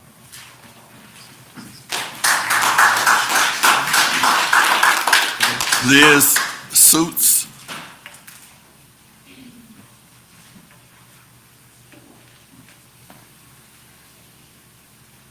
Thank you, Commissioners, for your time. My name's Liz Suits. I live at 5625 Spring Lake Drive, Lakeland, Florida. My husband and I have 12 children, and this is our 12th here. We moved actually from Winter Haven about 3 years ago to get away from the city water supply and other things, to live out in the country in the southwest area of Polk County. And I come to realize tonight that that area also fluoridates their water, thinking I was moving into a county water system that does not, and we are the only one that fluoridates our water. So I didn't achieve my goal there. Winter Haven has been a second home to us, though. My grandparents have lived here, or both sets lived here for years before they passed, and my aunt and uncle as well. So I am still concerned about the city of Winter Haven. Also, I lived here for 5 years with my children. 4 of my kids were born here, and many of them lived here for those 5 years. And I have concerns about what effects are still happening to them because of the fluoride in the water. It has been proven to be a neurotoxin.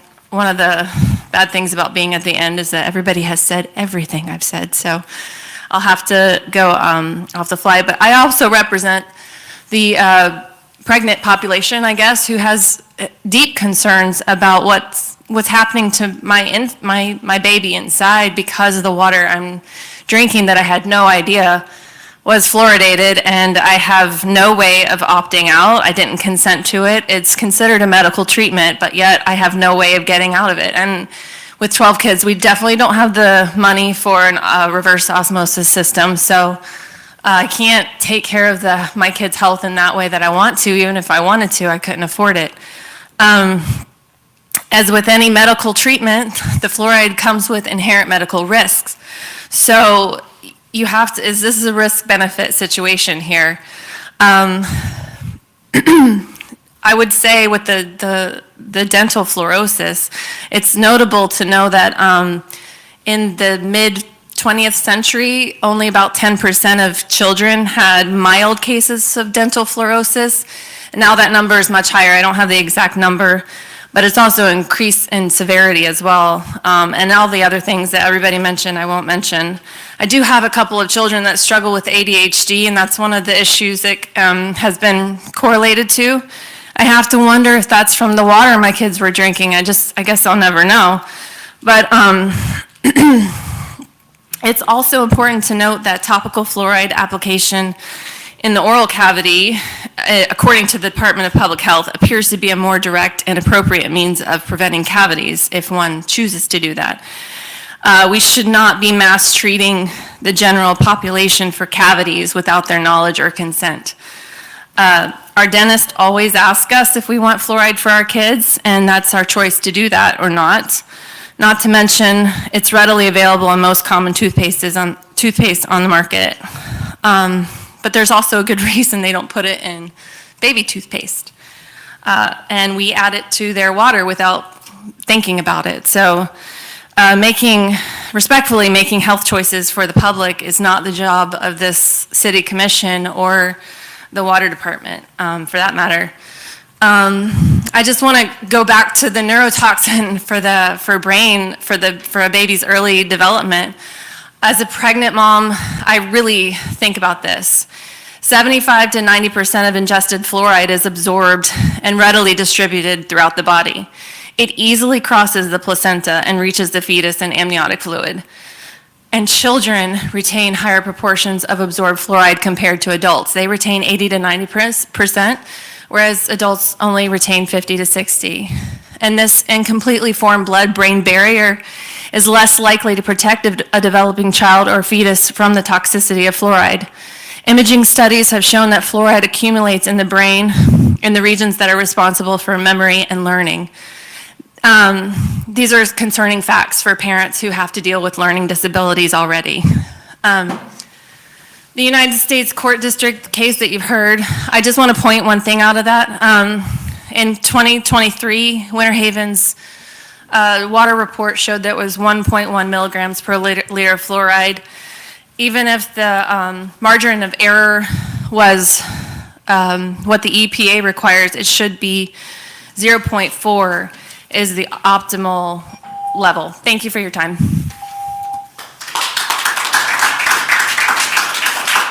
All right, that's the last person on my list. However, if you got here after the list was presented to me, I will now give you an opportunity to speak. So you can come to the podium, state your name and address for the record.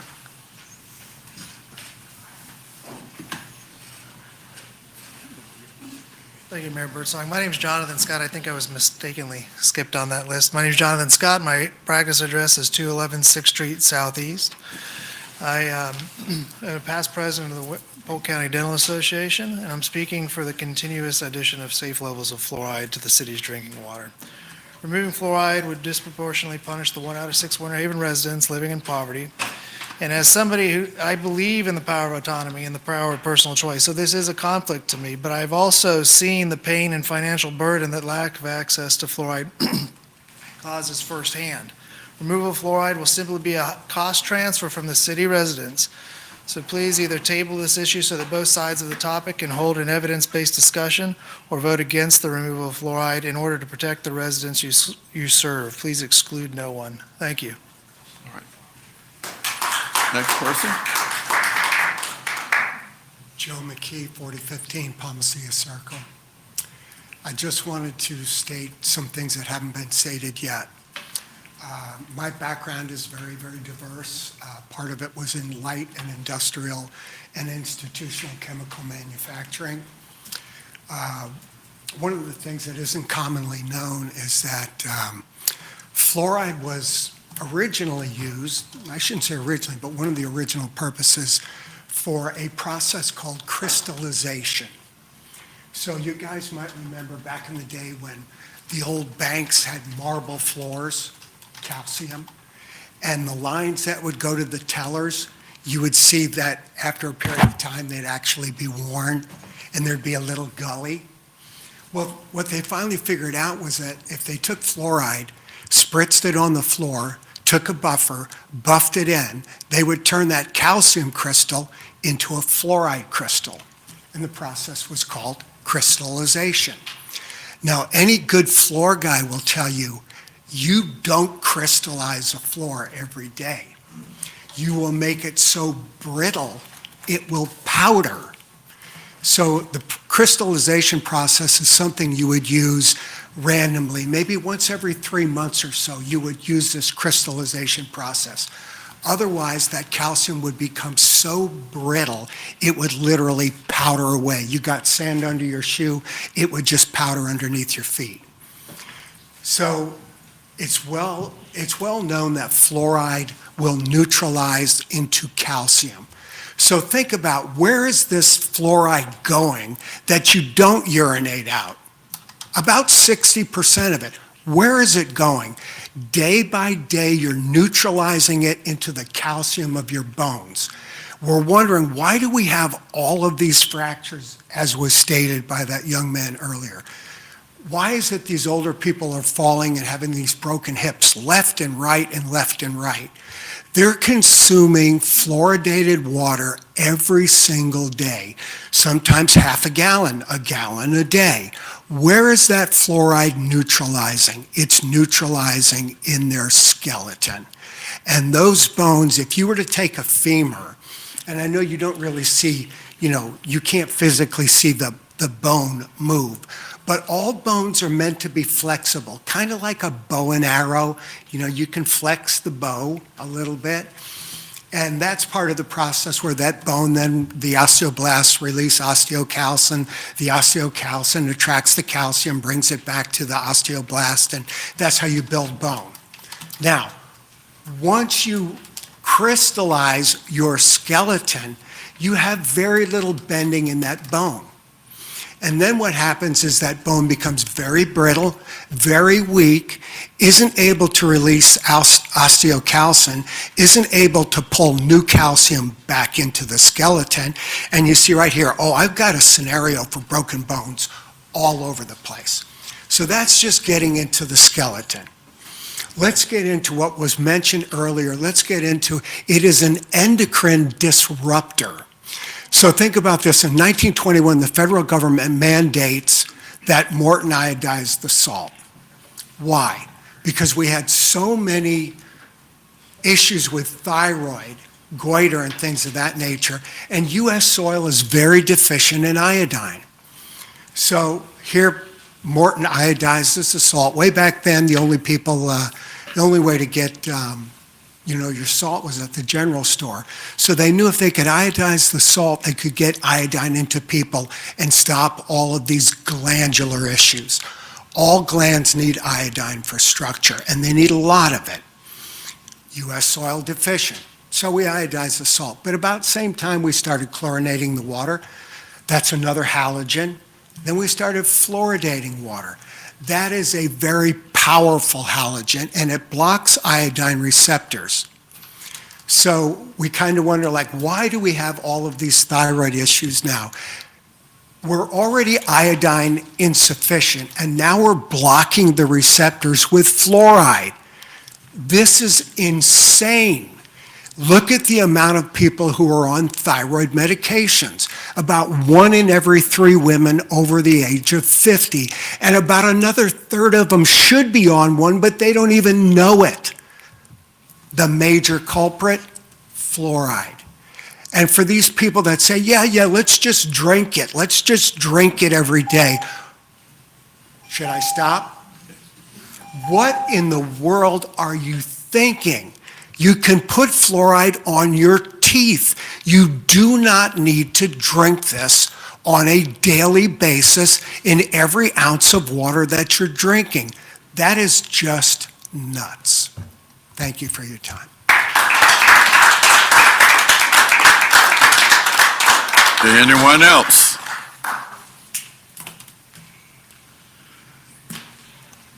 My name is, that's a little bit too loud. I need to bring it down a little bit.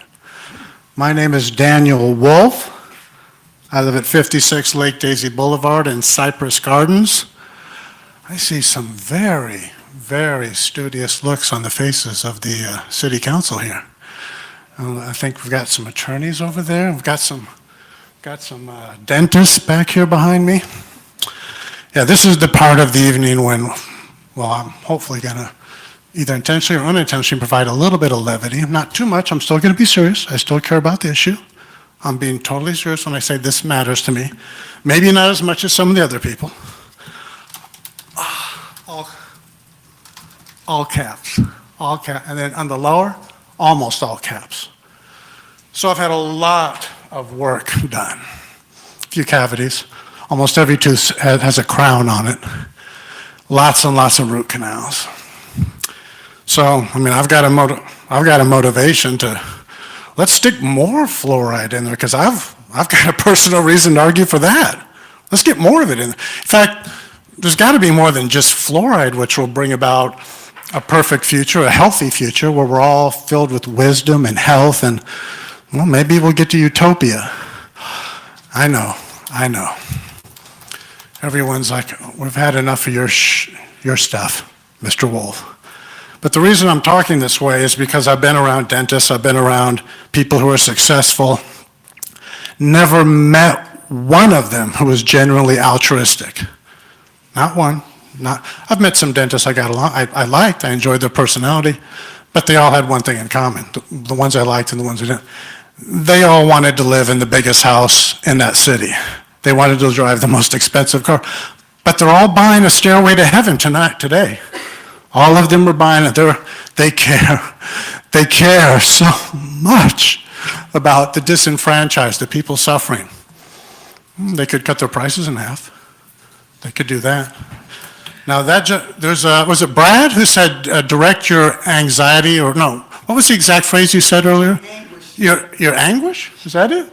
I'm not going to direct my anguish at Brad. I'm going to look at all 5 people, because 4 years ago, I typed in my computer and got on to a city council meeting. There was a Zoom meeting. We were all sitting at home because there was a pandemic. And I didn't see any doctors at that meeting. Today, I consider a dentist to be a doctor. Today, there's a lot of doctors. I didn't see any doctors, except the city council brought a doctor to the meeting to tell us all about COVID-19. Want to save everyone, care about everyone. Don't want anyone to suffer. Would you mind quitting your job for 2 years? We don't want you to suffer. We just want you to go lock yourself, because we have a history in pandemics of locking people inside their house for 2 weeks or 2 months or 2 years, because we're all really, really smart. 2024, we're certainly smarter in the 21st century than we were in the 20th century. We're full of wisdom, charity, altruism. We really care for each other so much. So it's almost painful. Yeah. You know who the least popular person is in any room on this planet, any place? The person who does 2 things: accepts objective reality and tells the truth. Those people always get burned at the stake, always. There's not one exception to that rule. So, am I passionate about this issue? Not really. I mean, I think it would be a good idea to take it out of the water. So for me, it's $48,000. Earlier, someone said it's just $48,000. That's how much I tip my valet, $48,000. You peasants, and you're whining about our $48,000 expense. You embarrass me. I'm going to go out and get my $250,000 car. I'm not even going to worry about it. Well, I do worry about $48,000, and there's not just that $48,000. There's probably hundreds, thousands of other expenses that the city engages in, the county, the state, the federal government engages in, that they shouldn't be engaged in. So I'm going to say that I don't buy into the sincerity of all the dentists and all their assistants who really care about the disenfranchised and the suffering, because they could cut their prices in half. They could volunteer 40, that'd be egregious. They could volunteer 20 hours a week to some neighborhood that needs their services. And I just wanted to finish up by saying I want to thank, though, the city council, because 4 years ago, it's going to go off. I'm going to need 5 seconds. 4 years ago, I did get a call from an assistant from one of the commissioners, and I appreciated it, because after I complained about something that happened to me, and I thought you guys all forgot about it, about 2 or 3 weeks later, one of your assistants called me on the phone and said, "Mr. Wolf, I'd like to have a conversation with you." And it was the first time in my life that someone who worked in government actually followed through and showed me that they really did care. Thank you. Is there anyone else?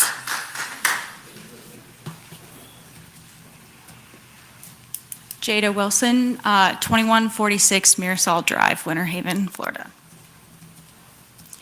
I thank you for your time and for listening to all these facts and fun things.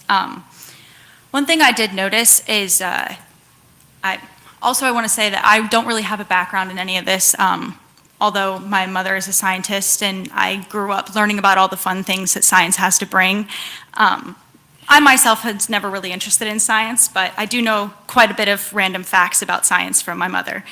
And I do have to say that I think pointing out just that the marginalized children will not get fluoride, I don't really think that that's the best argument, only because I think you can go to Dollar Tree and buy a tube of toothpaste for $1.25 with fluoride in it.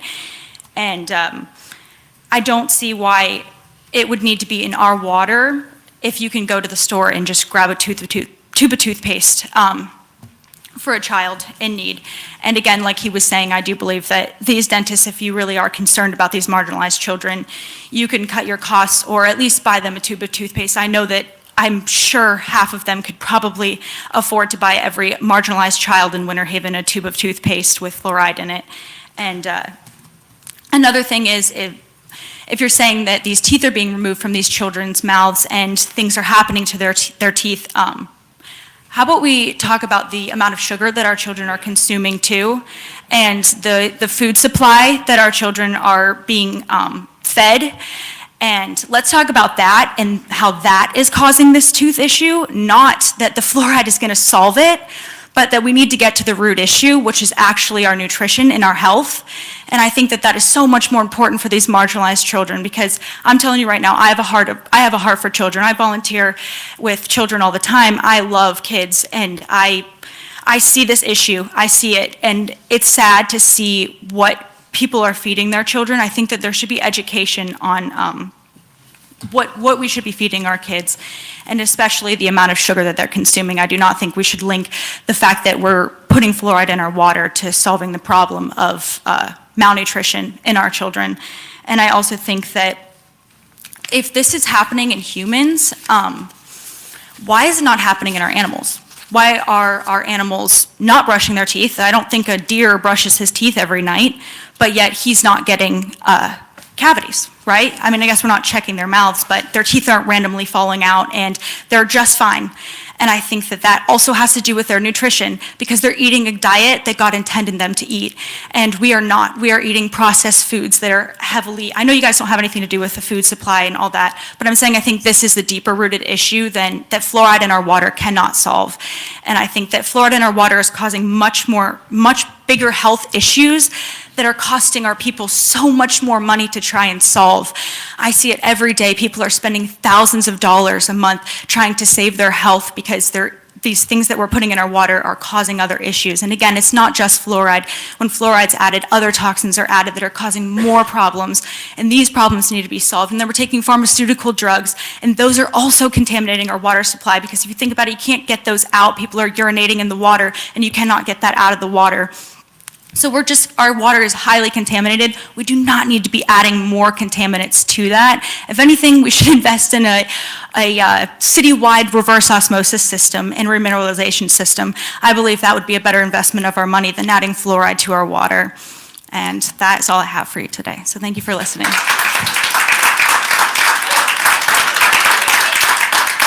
Is there anyone else? Good evening, everybody. Kim Davis, 354 Terra Nova Boulevard, Winter Haven, Florida, 33884. Good evening, guys. I'll be quick. I just want to reiterate with everybody else, I really do not think we need to be adding another chemical to our bodies. I wanted to use the example of infants, making bottles for infants. How many of us have done that, and we just warmed up the tap water to make that bottle for an infant? How many bottles do we make in a day? 8, at least, for a newborn, that we are feeding them water as we give them baths, as we do everything else. I made my baby food. I added water to the food to puree it so that it would be fine enough for the babies to eat. We're absorbed with chemicals in everything we do. So I would just ask that you would consider going ahead and taking it out. RFK Jr. is already going. He's already announced it. He's going to be removing it along with many other chemicals from our bodies. And to the teeth decay, I also want to say, when was the last time you heard a dentist say that you could heal your teeth? Your teeth are bones. They can heal. There are plenty of natural remedies out there where you can actually heal tooth decay if we just used common knowledge, ancient information, and not always rely on these pharmaceutical medications and drugs, who, by the way, pharmaceutical companies are paying about 75% of the FDA's salaries and funding. Let's just use some common sense and just remove one chemical unnecessarily. Thank you. Is there anyone else?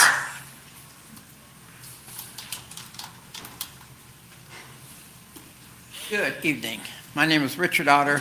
I live at 818 Avenue O, Southwest, Winter Haven, Florida, 33880. I've listened to a lot of this evening, and you have some dentists here and stuff that's talking about how good fluoride is for your teeth. Well, that's not what we're talking about. We're talking about fluoride in the drinking water.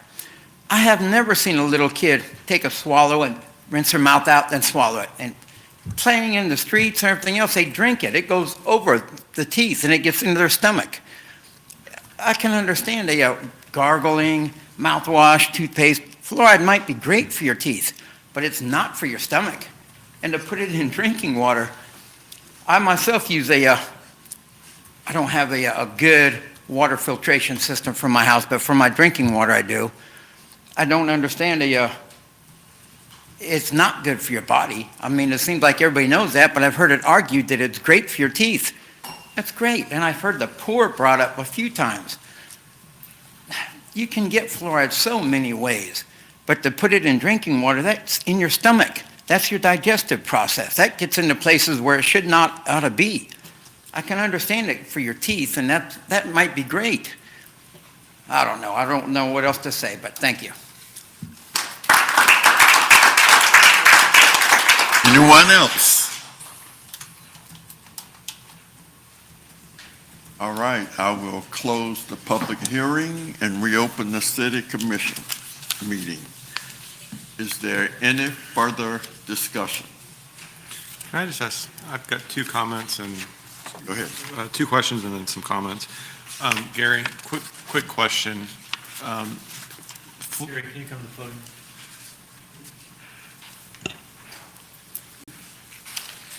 I tried to fact check as quickly as I could through a lot of this tonight, so that's why I was up here typing and found out even more stuff than what I prepared for to have tonight. But I just wanted to confirm, fluoride is naturally occurring, correct?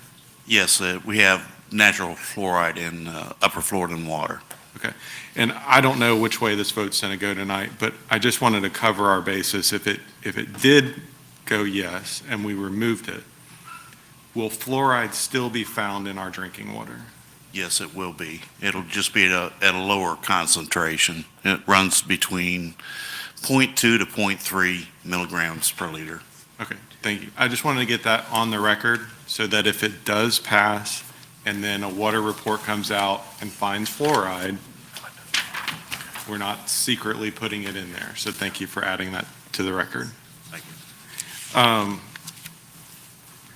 So I did a little bit of research, like I said, up here, and I found it interesting. Foods with fluoride: raisins, fruit, vegetables, apples, seafood, potatoes.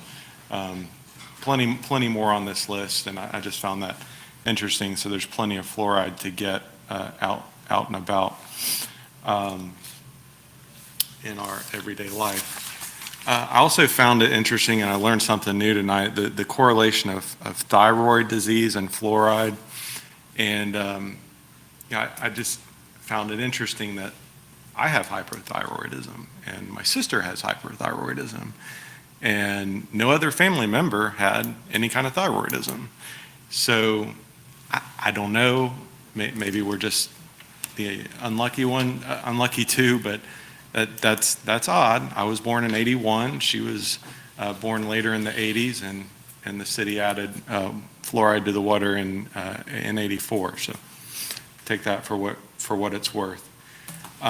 So my opinion on this matter is, there's far greater access to fluoride today than there was 40 years ago or even 80 years ago when it was first introduced into the systems.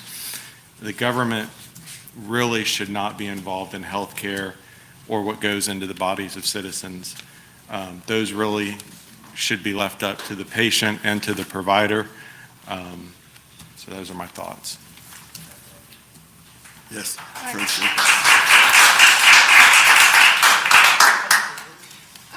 One of the things that I prefer is I like data to make decisions. And it seems that we have a lot of data, but none of it is similar. It's different age groups. It's not U.S. data, I guess. It seems like we're all over the place using, and I know the internet makes it real easy to do that. So in times like that, sometimes you rely on the professional, on the professions that research that and should know the most about that. And if I were to err, I would want to err and on the side of those professionals who, you know, when I go to the doctor, you know, I want a professional. I want someone who's been trained and skilled and all of that. So I wouldn't expect to go to somebody who wasn't that type of person. So it makes it really difficult to make this decision. So I just wanted to say that it does make it difficult when you're all over the place. So. Anyone else? When you said direct all your ire toward you, I guess, when we first kind of brought this up, and, initially I was kind of like, if it's a harm that's causing problems and that kind of thing, if we don't need it, just do away with it. It's kind of, thought it was a simple matter. But then I had to think about my own life, and I actually said that. I talked about the fact that I'm probably a poster kid for fluoride. My mother had 9 children. I'm one of 9. We grew up poor, lived in a project. I never saw a dentist until I was an adult. When I went to the dentist, got my first checkup, and I heard all the stories about dentists, and so I was kind of a little concerned about that because I'd never been to one, even as a kid. And he reported, he said, "You do not have a cavity in your head." And he said, "You must lived in a place where there was fluoride." And indeed, I checked it out, and in fact, it was. So for me, it was a benefit. My mom could not afford, and my parents could not afford a dentist to take us to a dentist. I go regularly to a dentist now. I still have all my teeth, by the way, I mentioned that, and I'm glad to have them. So I think, as one who fights for those on the margin, who stands for those who are less fortunate than we are sometimes, I want to err, if I'm going to err, I want to err on the side of helping people who cannot necessarily help themselves. And I do not want to cause any harm to anyone. We don't want any comments from the audience. We did not mark you while you were speaking, and I will not allow anyone from the audience to mark my commissioners. Thank you, Mr. Mayor. Therefore, I have a doctor, I have a dentist, and one of the things that I do when I go to my physician or dentist, I take serious what they tell me. If they prescribe something, a medication, in fact, I know some people who said, "Well, listen, doc, I'm not going to take this, I'm not going to take that." And the doctor says, "Well, I'll tell you what, maybe you need to find you another doctor. If you're not going to do what I ask you to do, then I can't help you." So when my dentist or my doctor tells me something, I take very serious what they're telling me, because I'm one of believing that they're doing what's in the best interest of my dental health or physical health. We can bring all the other components about money and all the other issues. Everybody's trying to make money, so we understand that part of it. But the fact of the matter is, I think many people go into professions because they either believe that they can help, there's something that they believe that will be a benefit or an asset to the community or people in general. So hearing, the dentists and those, and also reading the reports, I had a chance to be at Florida League and ask several of the mayors and other officials from various cities, and they too are grappling with this challenge or the same issue as well. So what I thought was a simple matter is actually a little more complex than I initially thought. And but I would hope, and I would hate to think that we would do away with something that, in fact, is beneficial to those who certainly are less fortunate in our community. And so that's a concern that I certainly carry. I think there's a lot of stuff been shared here tonight, a lot of passion, a lot of feelings about it, and that's great. It's good to hear that, but I think also that as a commissioner, serving in this capacity, it's a serious matter, and I recognize that too. People's health and their wellness and their well-being is vitally important. Without your health, you have nothing else.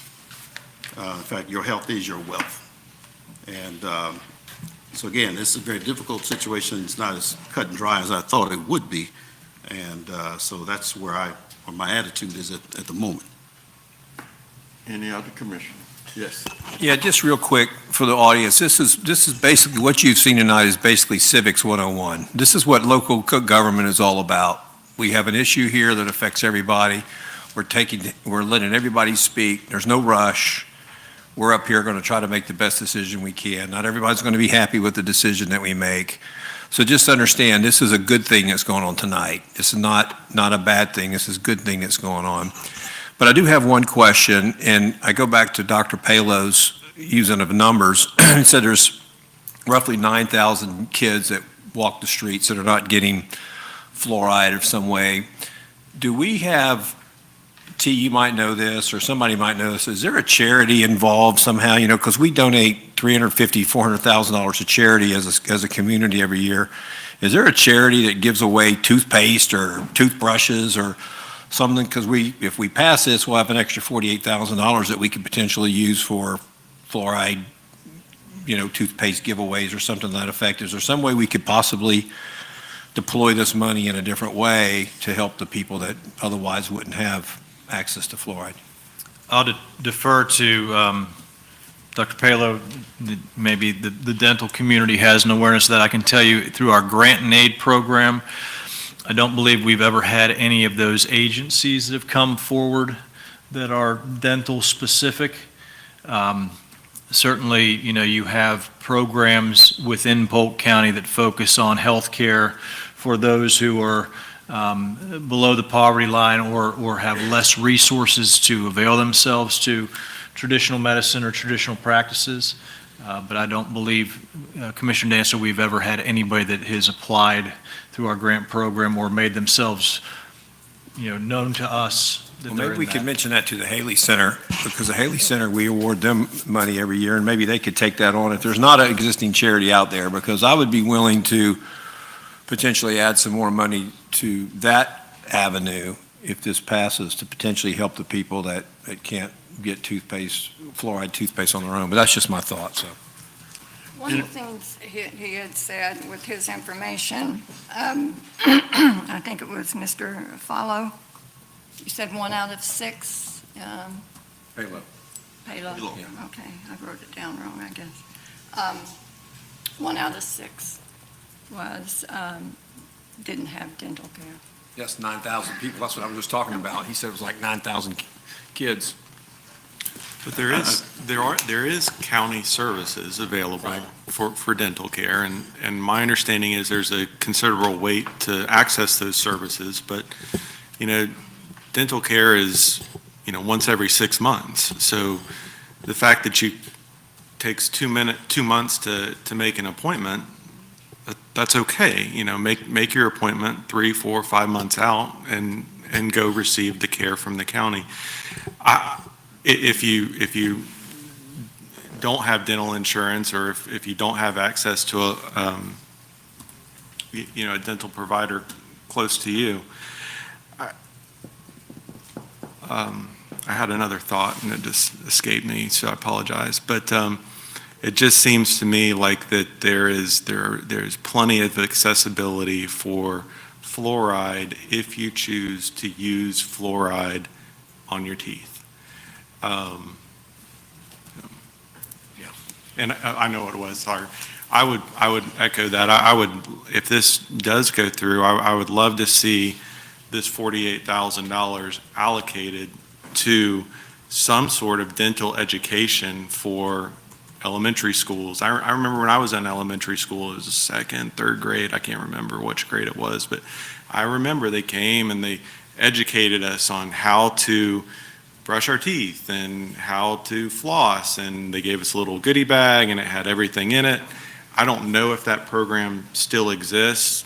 Unfortunately, I think those type of programs have long since been done away with, and that's an unfortunate thing. But potentially, I think that created a generation of people who used better dental care than prior to that. So I think education would be a great utilization of those funds if this were to pass tonight. Yeah, I think originally it was established in part to give an opportunity to those who were, in those days, back in the 50s and the 60s, I'm a child of the 60s growing up, who did not have access or did not have opportunity.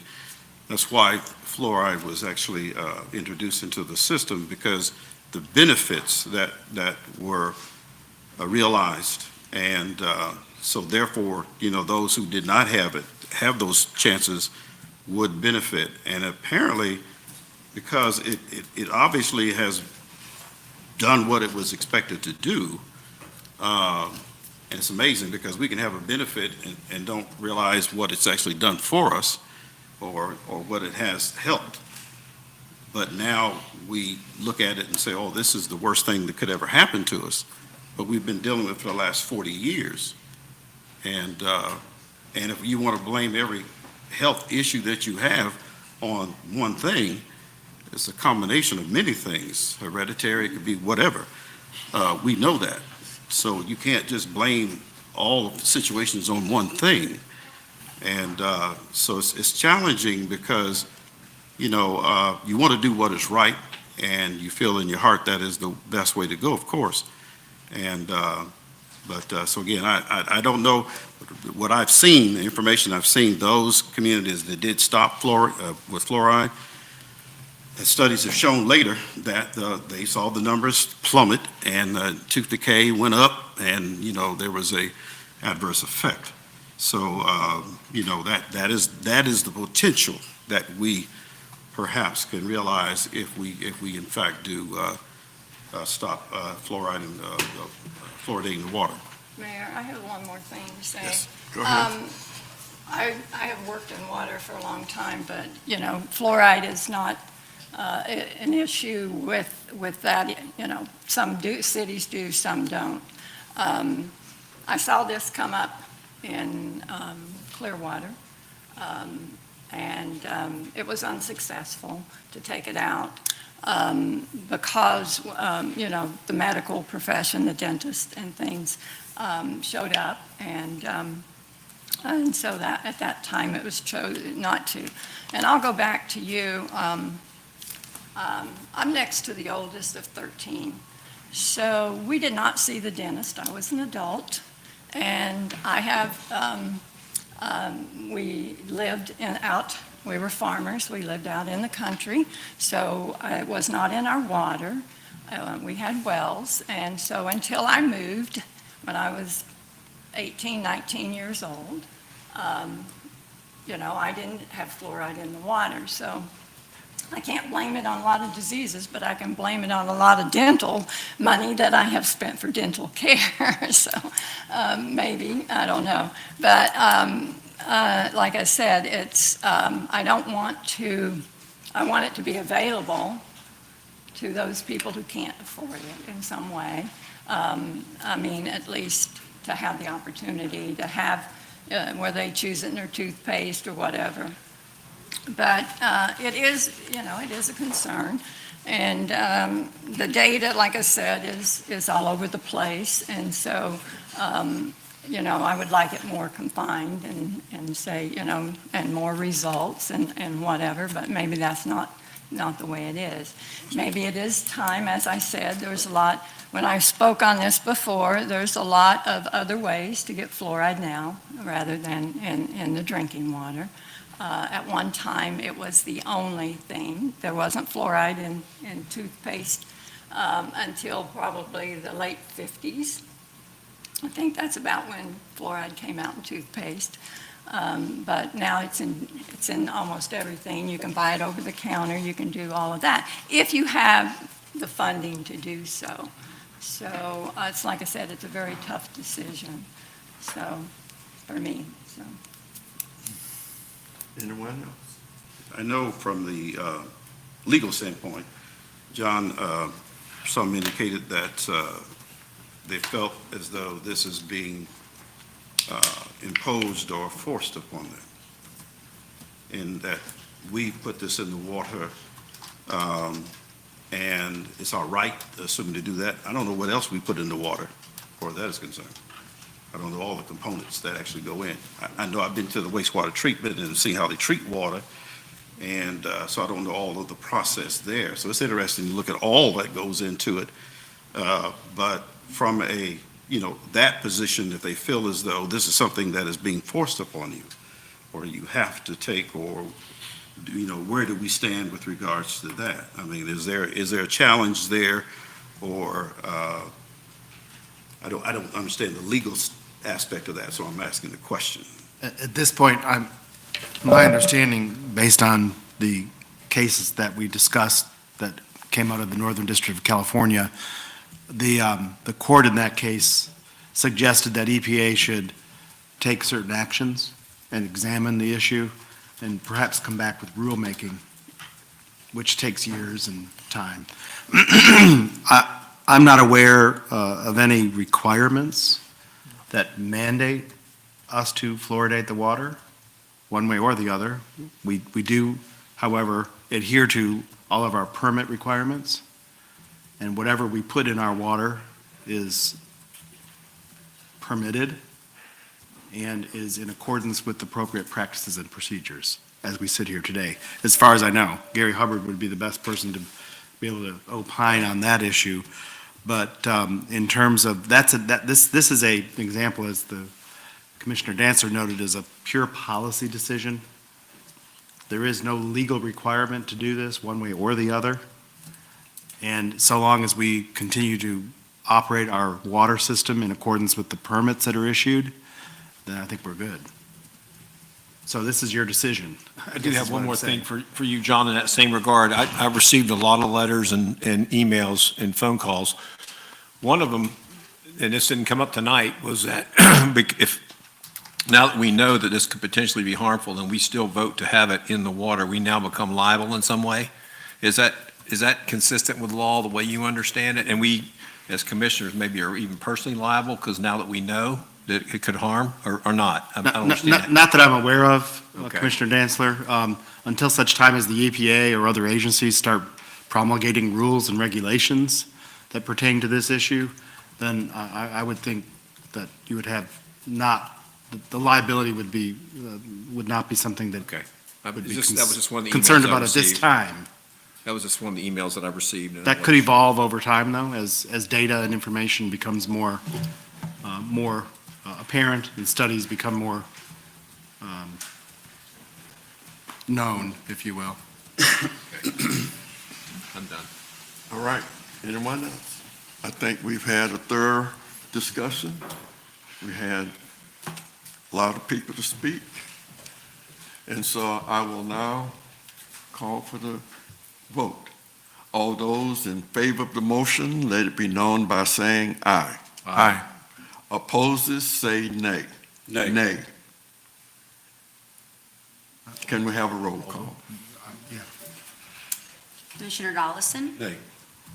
Commissioner Mercer? Yes. Commissioner Dantzler? Yes. Mayor Pro Tem Yates? Yes. And Mayor Birdsong. Nay.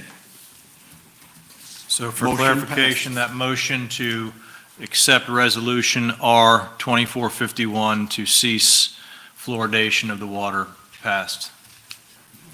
And this is second reading. Ordinance 02449, which read by title only, City Attorney.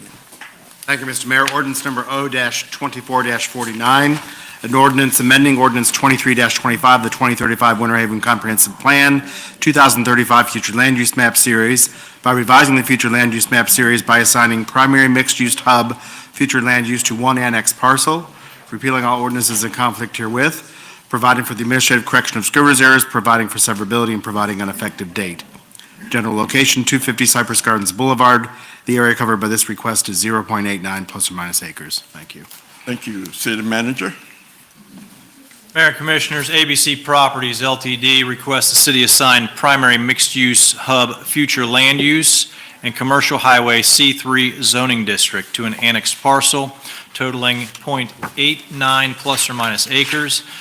This contains a 9,088 square foot ABC Fine Wine and Spirits retail store that was constructed in 1975. This property was annexed into the city of Winter Haven April 22nd of 2024. The petitioner does not plan to make any alterations to the existing store. As this property is developed, no additional demands on public infrastructure are expected. The requested primary mixed-use hub future land use is consistent with the developed use and the city designations in the area.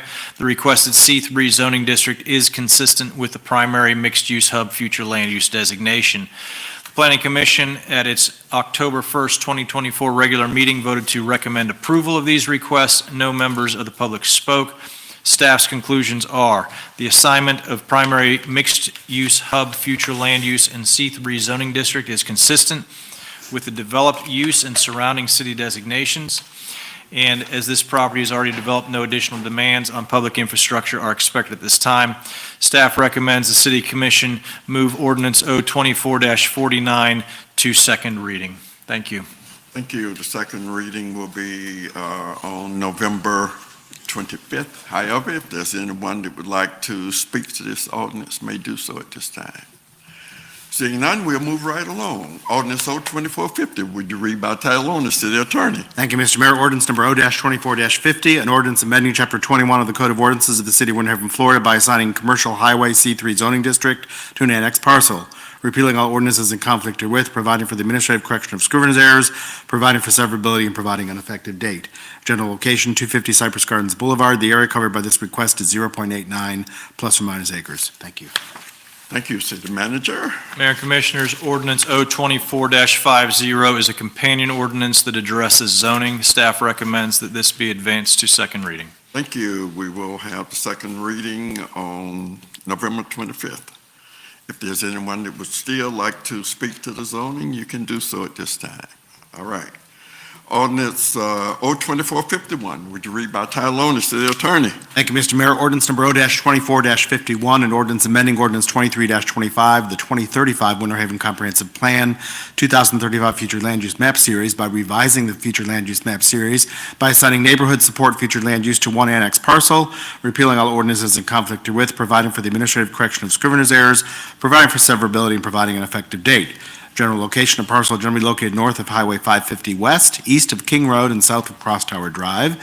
The area covered by this request is 1.19 plus or minus acres. Thank you. Thank you, City Manager. Mayor and Commissioners, Cypress Southeast LLC requests the city assign neighborhood support future land use and commercial highway C3 zoning district to an annexed parcel.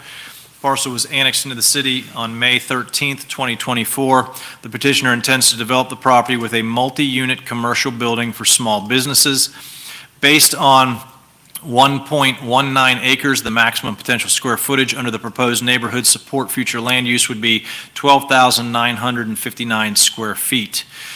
There is supporting water, sewer, and transportation infrastructure. Those all have sufficient capacity to support these requests. However, final concurrency determination shall be made at the time the property receives site plan approval and is developed.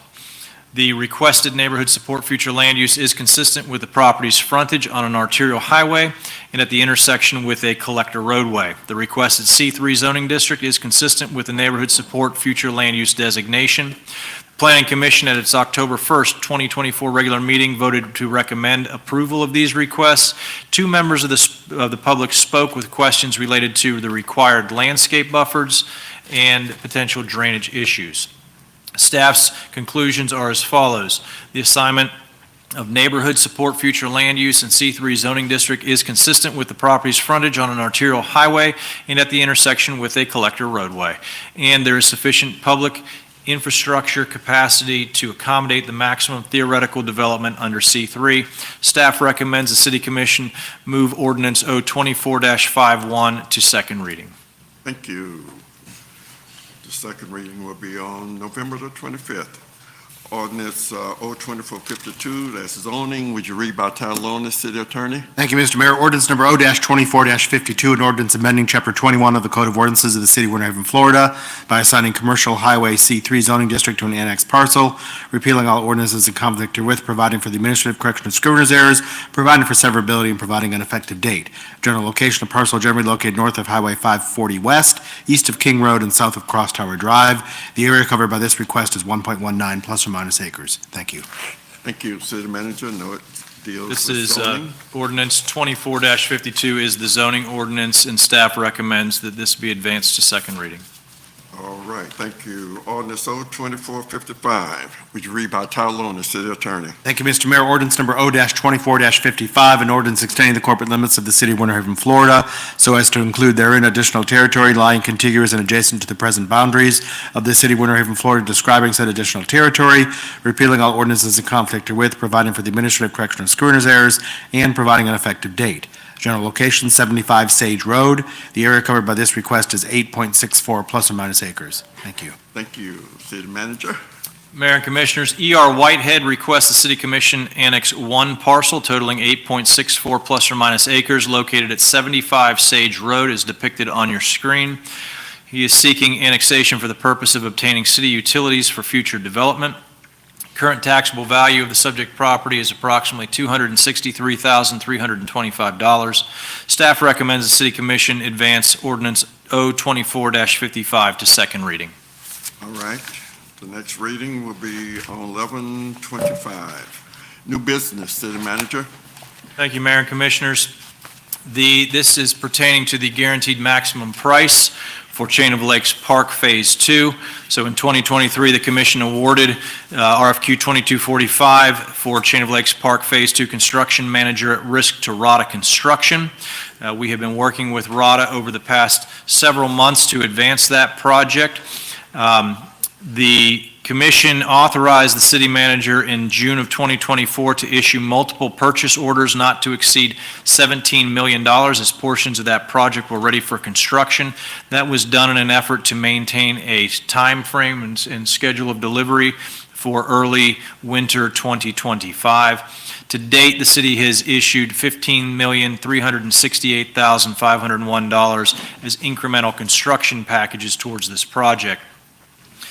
At this point, the city and county have entered into additional addendum for the funding plan. Both the city and the county are now contributing an additional $2 million towards the project, bringing the total cost or the total funding for the package at just over $24 million. A final GMP has been delivered, which generally includes the 4 collegiate artificial baseball fields, the fan areas and spectator areas, the picnic pavilions, all the site drainage and utility work associated, the common areas, parking, perimeter fencing, paved perimeter trail system, landscaping, restroom building and entry building, the maintenance building, and other support areas.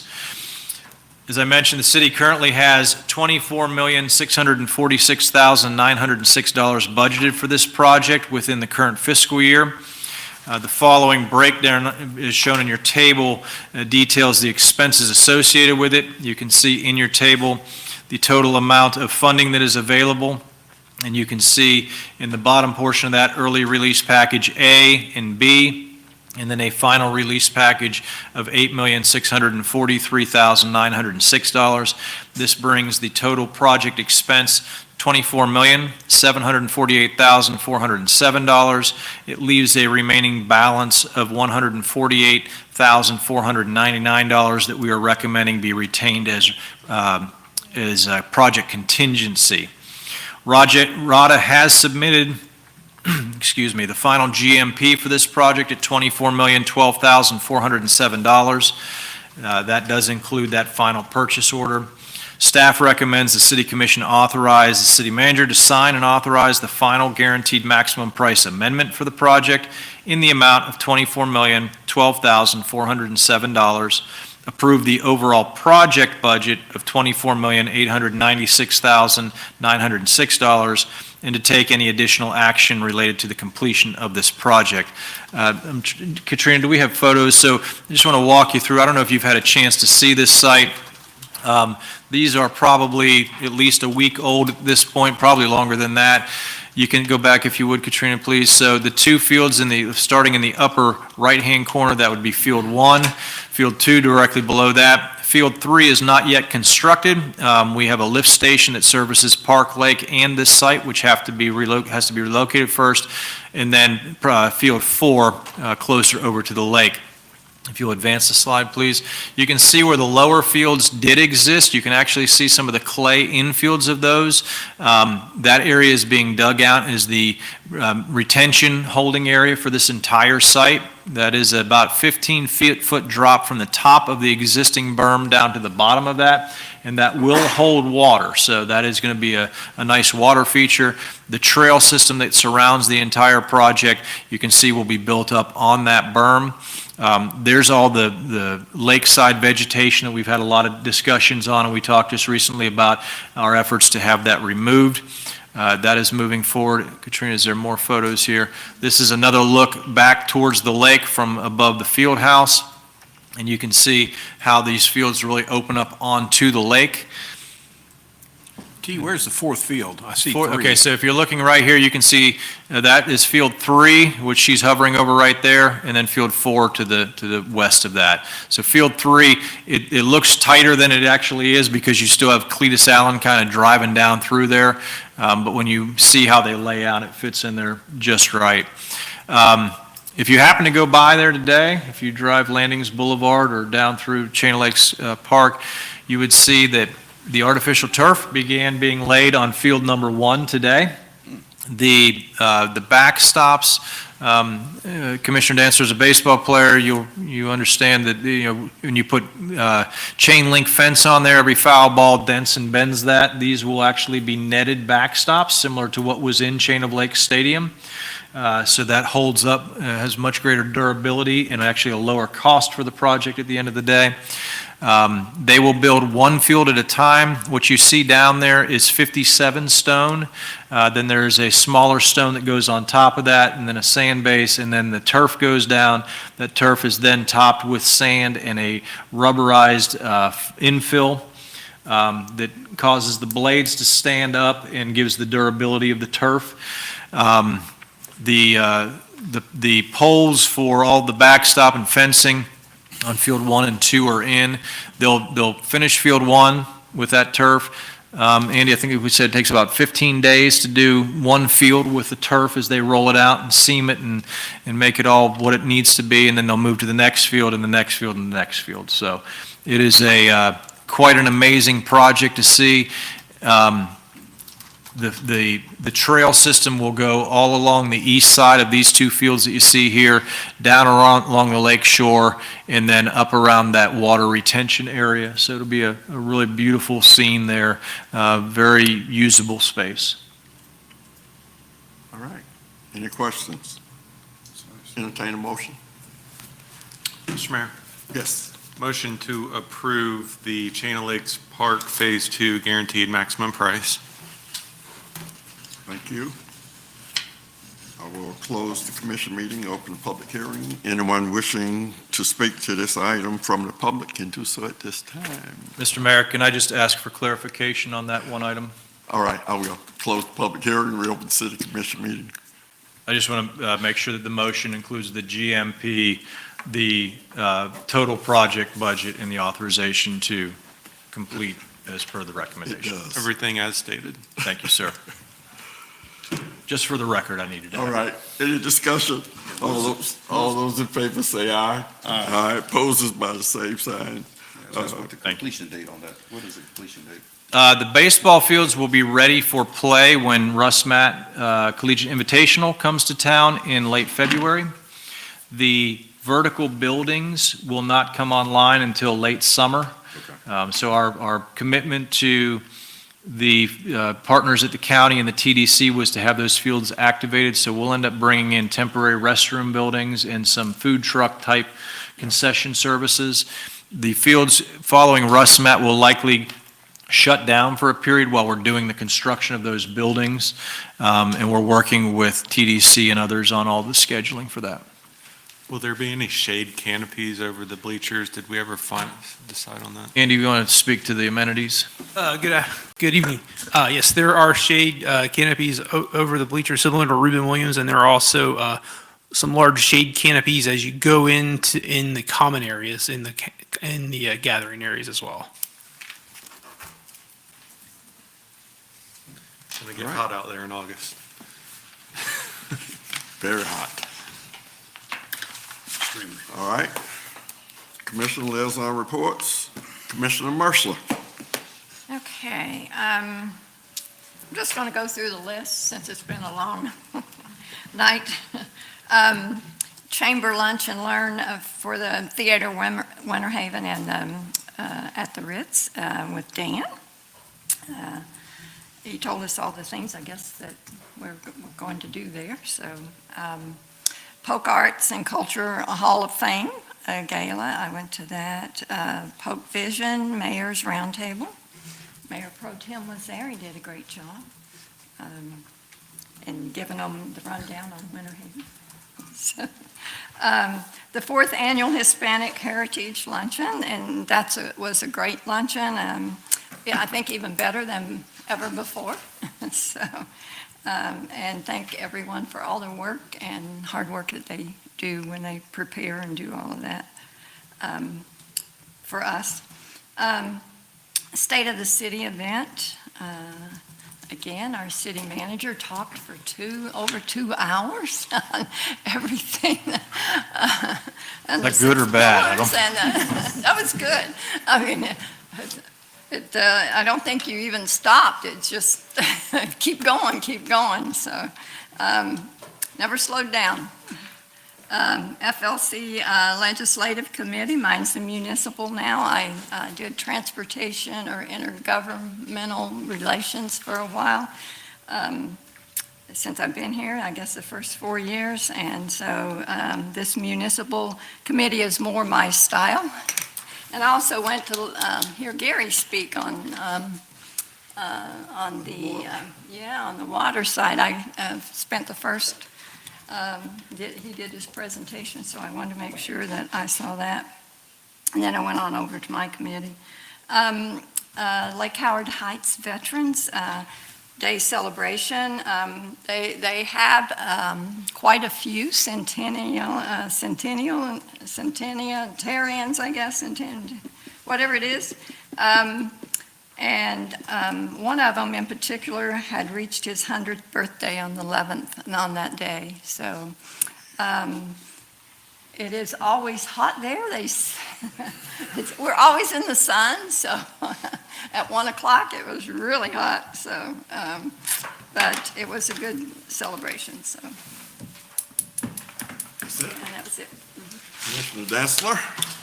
Yeah, I've got a whole bunch too. I'll go quick. Lake Howard Heights, I've been to a million of those things. That's the hottest I've ever been with any program. So Mayor Birdsong did a great job reading the proclamation when it was so hot. Arts and Culture meeting in Bartow. We're now having our Arts and Culture meetings in various venues across the county, and we decided to meet at the museum in Bartow. Wine, Chocolate, and Cheese, good event. I understand they sold over 1,000 tickets for that event. It was so crowded. Every one of those things gets more and more crowded, so kudos to Main Street for pulling off another good event. State of the City, congrats T, you did a good job. Master plan update at Channel Lakes School. I went out there and Andy was there and his crew and did a good job. They had shorettes all around, so you can go around and vote. And I voted for a lot of public art was what I was voting for. So Andy, if you see skewed, you can know that's how I was voting. So Hispanic luncheon, great. Vanessa, good job. You and your crew, always one of my favorite events of the day. So Hispanic luncheon was beautiful. Also went to the Haven Hotel rededication. I guess it's been 100 years. And very interesting to kind of take a tour, look around there. But I have to say, Rev, if you ever get sick, our mayor can preach. He can preach for you. He got to preaching. He got to preaching that day, and I thought I didn't know who it was. So you have a second calling there, Mr. Birdsong. If it's not in public service, you can certainly do it in the pulpit. And then next to last, Arts, Culture, and Heritage Gala at Normeo Hall. Really fun event. I've been to that second year now. the Winter Haven guy that got in was Jim Stafford this year, and he was actually there, so congrats to the Stafford family. And finally, the Florida Theater Conference. I don't know if you went and spoke, Mayor, but I went down there and all those arts kids, just a good fun time, good energy. And it's quite amazing to see 30-some odd colleges, LSU and FSU, all of them have booths down there trying to recruit. Yeah, trying to recruit these kids to come do their art stuff at their school. So, and it's not like basketball players, it's artists. So anyway, it's kind of neat, and I always enjoy that event, so I was down there for that. So that's it for me. All right. Commissioner Volleson, Reverend? I was able to attend the annual Hispanic Heritage Luncheon. There was so much food there, it was crazy. I've never seen so much food. I didn't know where to start. And it was just, the food was great, great service. I was just really impressed with just how the city just worked together to make that a wonderful event. American Legion Post 201 annual fundraiser, was able to attend that. That was very interesting as well. They had gotten back since COVID, so it was good to see that. Planning Board was able to, of course, be at the meeting, and it's great to see now that we have a full board seated. And so this place is full when they now meet, and it was good to see that. They had just one item on the agenda this last meeting. Also, the 2024 State of the City, has been mentioned. Presentation was exceptional. Just want to give just a round of applause to the city staff and certainly to our city manager for doing a wonderful job. Attended the FLC Policy Committee. This is my second meeting. I think we have another one in December. I have really enjoyed going. It's extremely informative. You get a chance to meet some amazing and wonderful people across the state of Florida doing the same things that we're doing and facing some of the same challenges as well. Haven Hotel, 100 years. Never been in that building before. That was first time. And just talking to some of those residents who've been there, just kind of feeling that whole, the ambiance of that building is amazing too. So it's a beautiful place. And they told me we got a couple of vacancies too, but so Arts and Culture annual banquet, that was really nice. Really enjoyed that. Just a really class event. So that's about what I had to deal with. Mayor Pro Tem Yates. Thank you. Yes, as previously mentioned, I had the honor of representing the city of Winter Haven at this year's Mayor's Roundtable. We had, I think there was about 13 mayors from around the county that were able to be present. And I'm partial, but I think Winter Haven certainly fared the best of all other municipalities across the county. Also attended so thank you for that, allowing me to represent the city of Winter Haven there. American Legion Post 201 annual dinner, I attended that as well. Attended the State of the City. I think it was closer to 3 hours T. Michael talked, but I lost count. But It was actually an hour and 30 minutes. Ooh, fact check that one for me. We both were wrong. You just wished it went for 3 hours. Attended the Florida League Cities Committee meetings on Friday. I'm part of the Finance and Taxation Committee. The number one priority that will be presented this year to the league from that committee is, of course, ad valorem property taxes to continue to prevent further assault from Tallahassee on those funds for the cities across the state. One other thing I was going to bring up, and I had this conversation with a few league members while I was there on Friday, and that is the Federal Action Strike Team that the Florida League has. And I would just, I thought it would be appropriate for me to ask. I would love to be a part of that Federal Action Strike Team through the Florida League. I felt it was appropriate to come back and just get my fellow commissioners' thoughts on that. If you don't feel that way, I understand. But I think that would be good for the city of Winter Haven to have representation on the strike team. So often we're able to correlate City of Winter Haven items with league strategies, and it really presents the opportunity to really reinforce the direction of the City of Winter Haven and the needs that we have at the federal level, while simultaneously pushing forward with the league directives as well. So I just ask for your support on that in joining that committee. Mr. Mayor, I've been a member of the Federal Action Strike Team for 10 years. I've been to Washington DC many, many times, but if you'd like to take my place, I don't know if we need to have two people on there. Oh, I didn't know you, I thought we did not have a strike team. Yeah, I didn't go to the apologize. last couple of meetings, but I was planning on going to DC this February, but it doesn't matter to me. If you would like to do it, maybe you can add some new energy to it that I'm not adding, so I don't care if you want to I take. don't want to take your spot. No. I seriously didn't know, I didn't realize that we had. Yeah, I've been doing it for 10 years and I've been to DC probably 10 times, so on that thing, and been to Tallahassee. But I've got no problem if you want to take my place on that committee, you're welcome to do so. So I'm happy to turn it over to you. I don't know how we do that at this stage of the game, but, at some point, probably whenever they make the next assignments or something, or we'll have to find out. And I don't know that that's a liaison role that we've It's not ever a liaison, designated as it's- such, so I think if there's You know. consensus, then. Well, we you make probably sure- have two people. I've done it before. I've done it, so. And this isn't necessarily the trip, this is actually the strike team Strike committee. team, But, yeah. I've been a part of it. And that Yes. committee's forming now, so that's why I Good. brought it up. So Vanessa, you didn't- relent? And it's yours. Vanessa, didn't I just talk to you about, or maybe it was AJ, that somebody sent me an email and said, do I want to do this? And I said, yes. But doesn't matter. I relent and let you have it. You got it. Thank you. Yep. That's it? I have a list of 10 things. I'm going to try to be brief, but one is really significant. The Utilities and Natural Resources Committee. We had already selected our top 2 items before we met last week. After Gary's presentation, and there was that presentation, and there was a tree ordinance presentation, so there were 4 items, and we voted.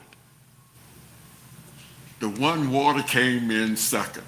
So one of our priorities is going to be the One Water plan. Now, the number one priority, which is really, and Gary and I talked about this, could really affect us if the legislature passes this.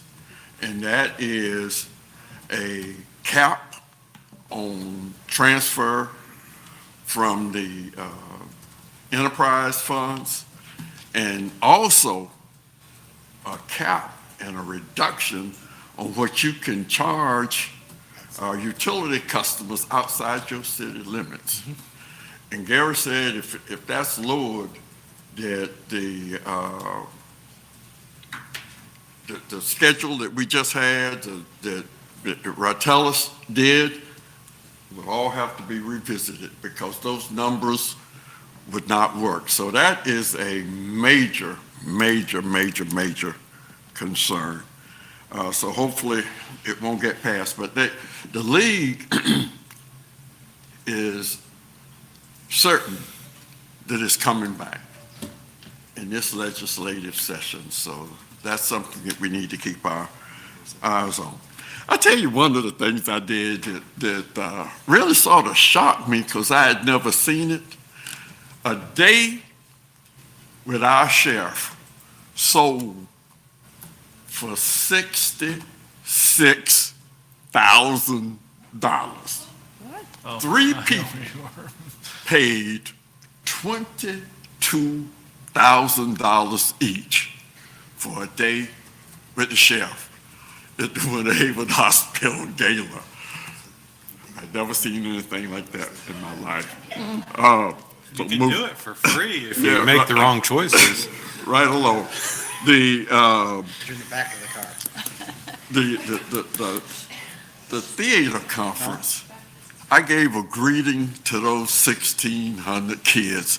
The place was packed, and they were loud like the day of graduations.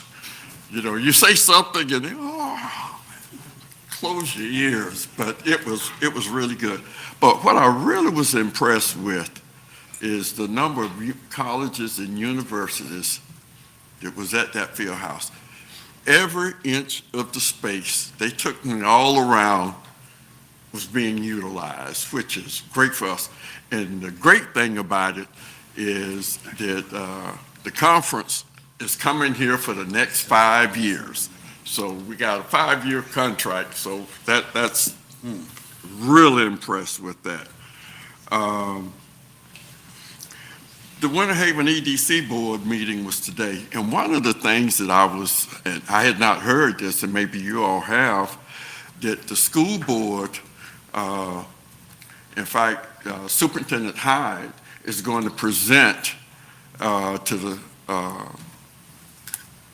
the school board a plan to have a bricks and mortar academy at our airport. I mean, that's major. I had not heard that. Maybe you all had heard that. And maybe it'll pass and maybe it won't, but we'll see. I had not heard that, but that's what was reported today. And did I get it right, Eric?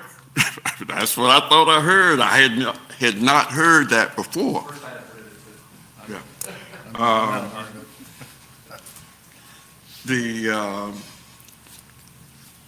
The Lake Howard Heights, I always like to attend that event. I'm gonna try to have breakfast with them, with the vets Thursday morning, and the Arts Conference Hall of Fame. That was a nice event as well. And last but not least, the state of the city.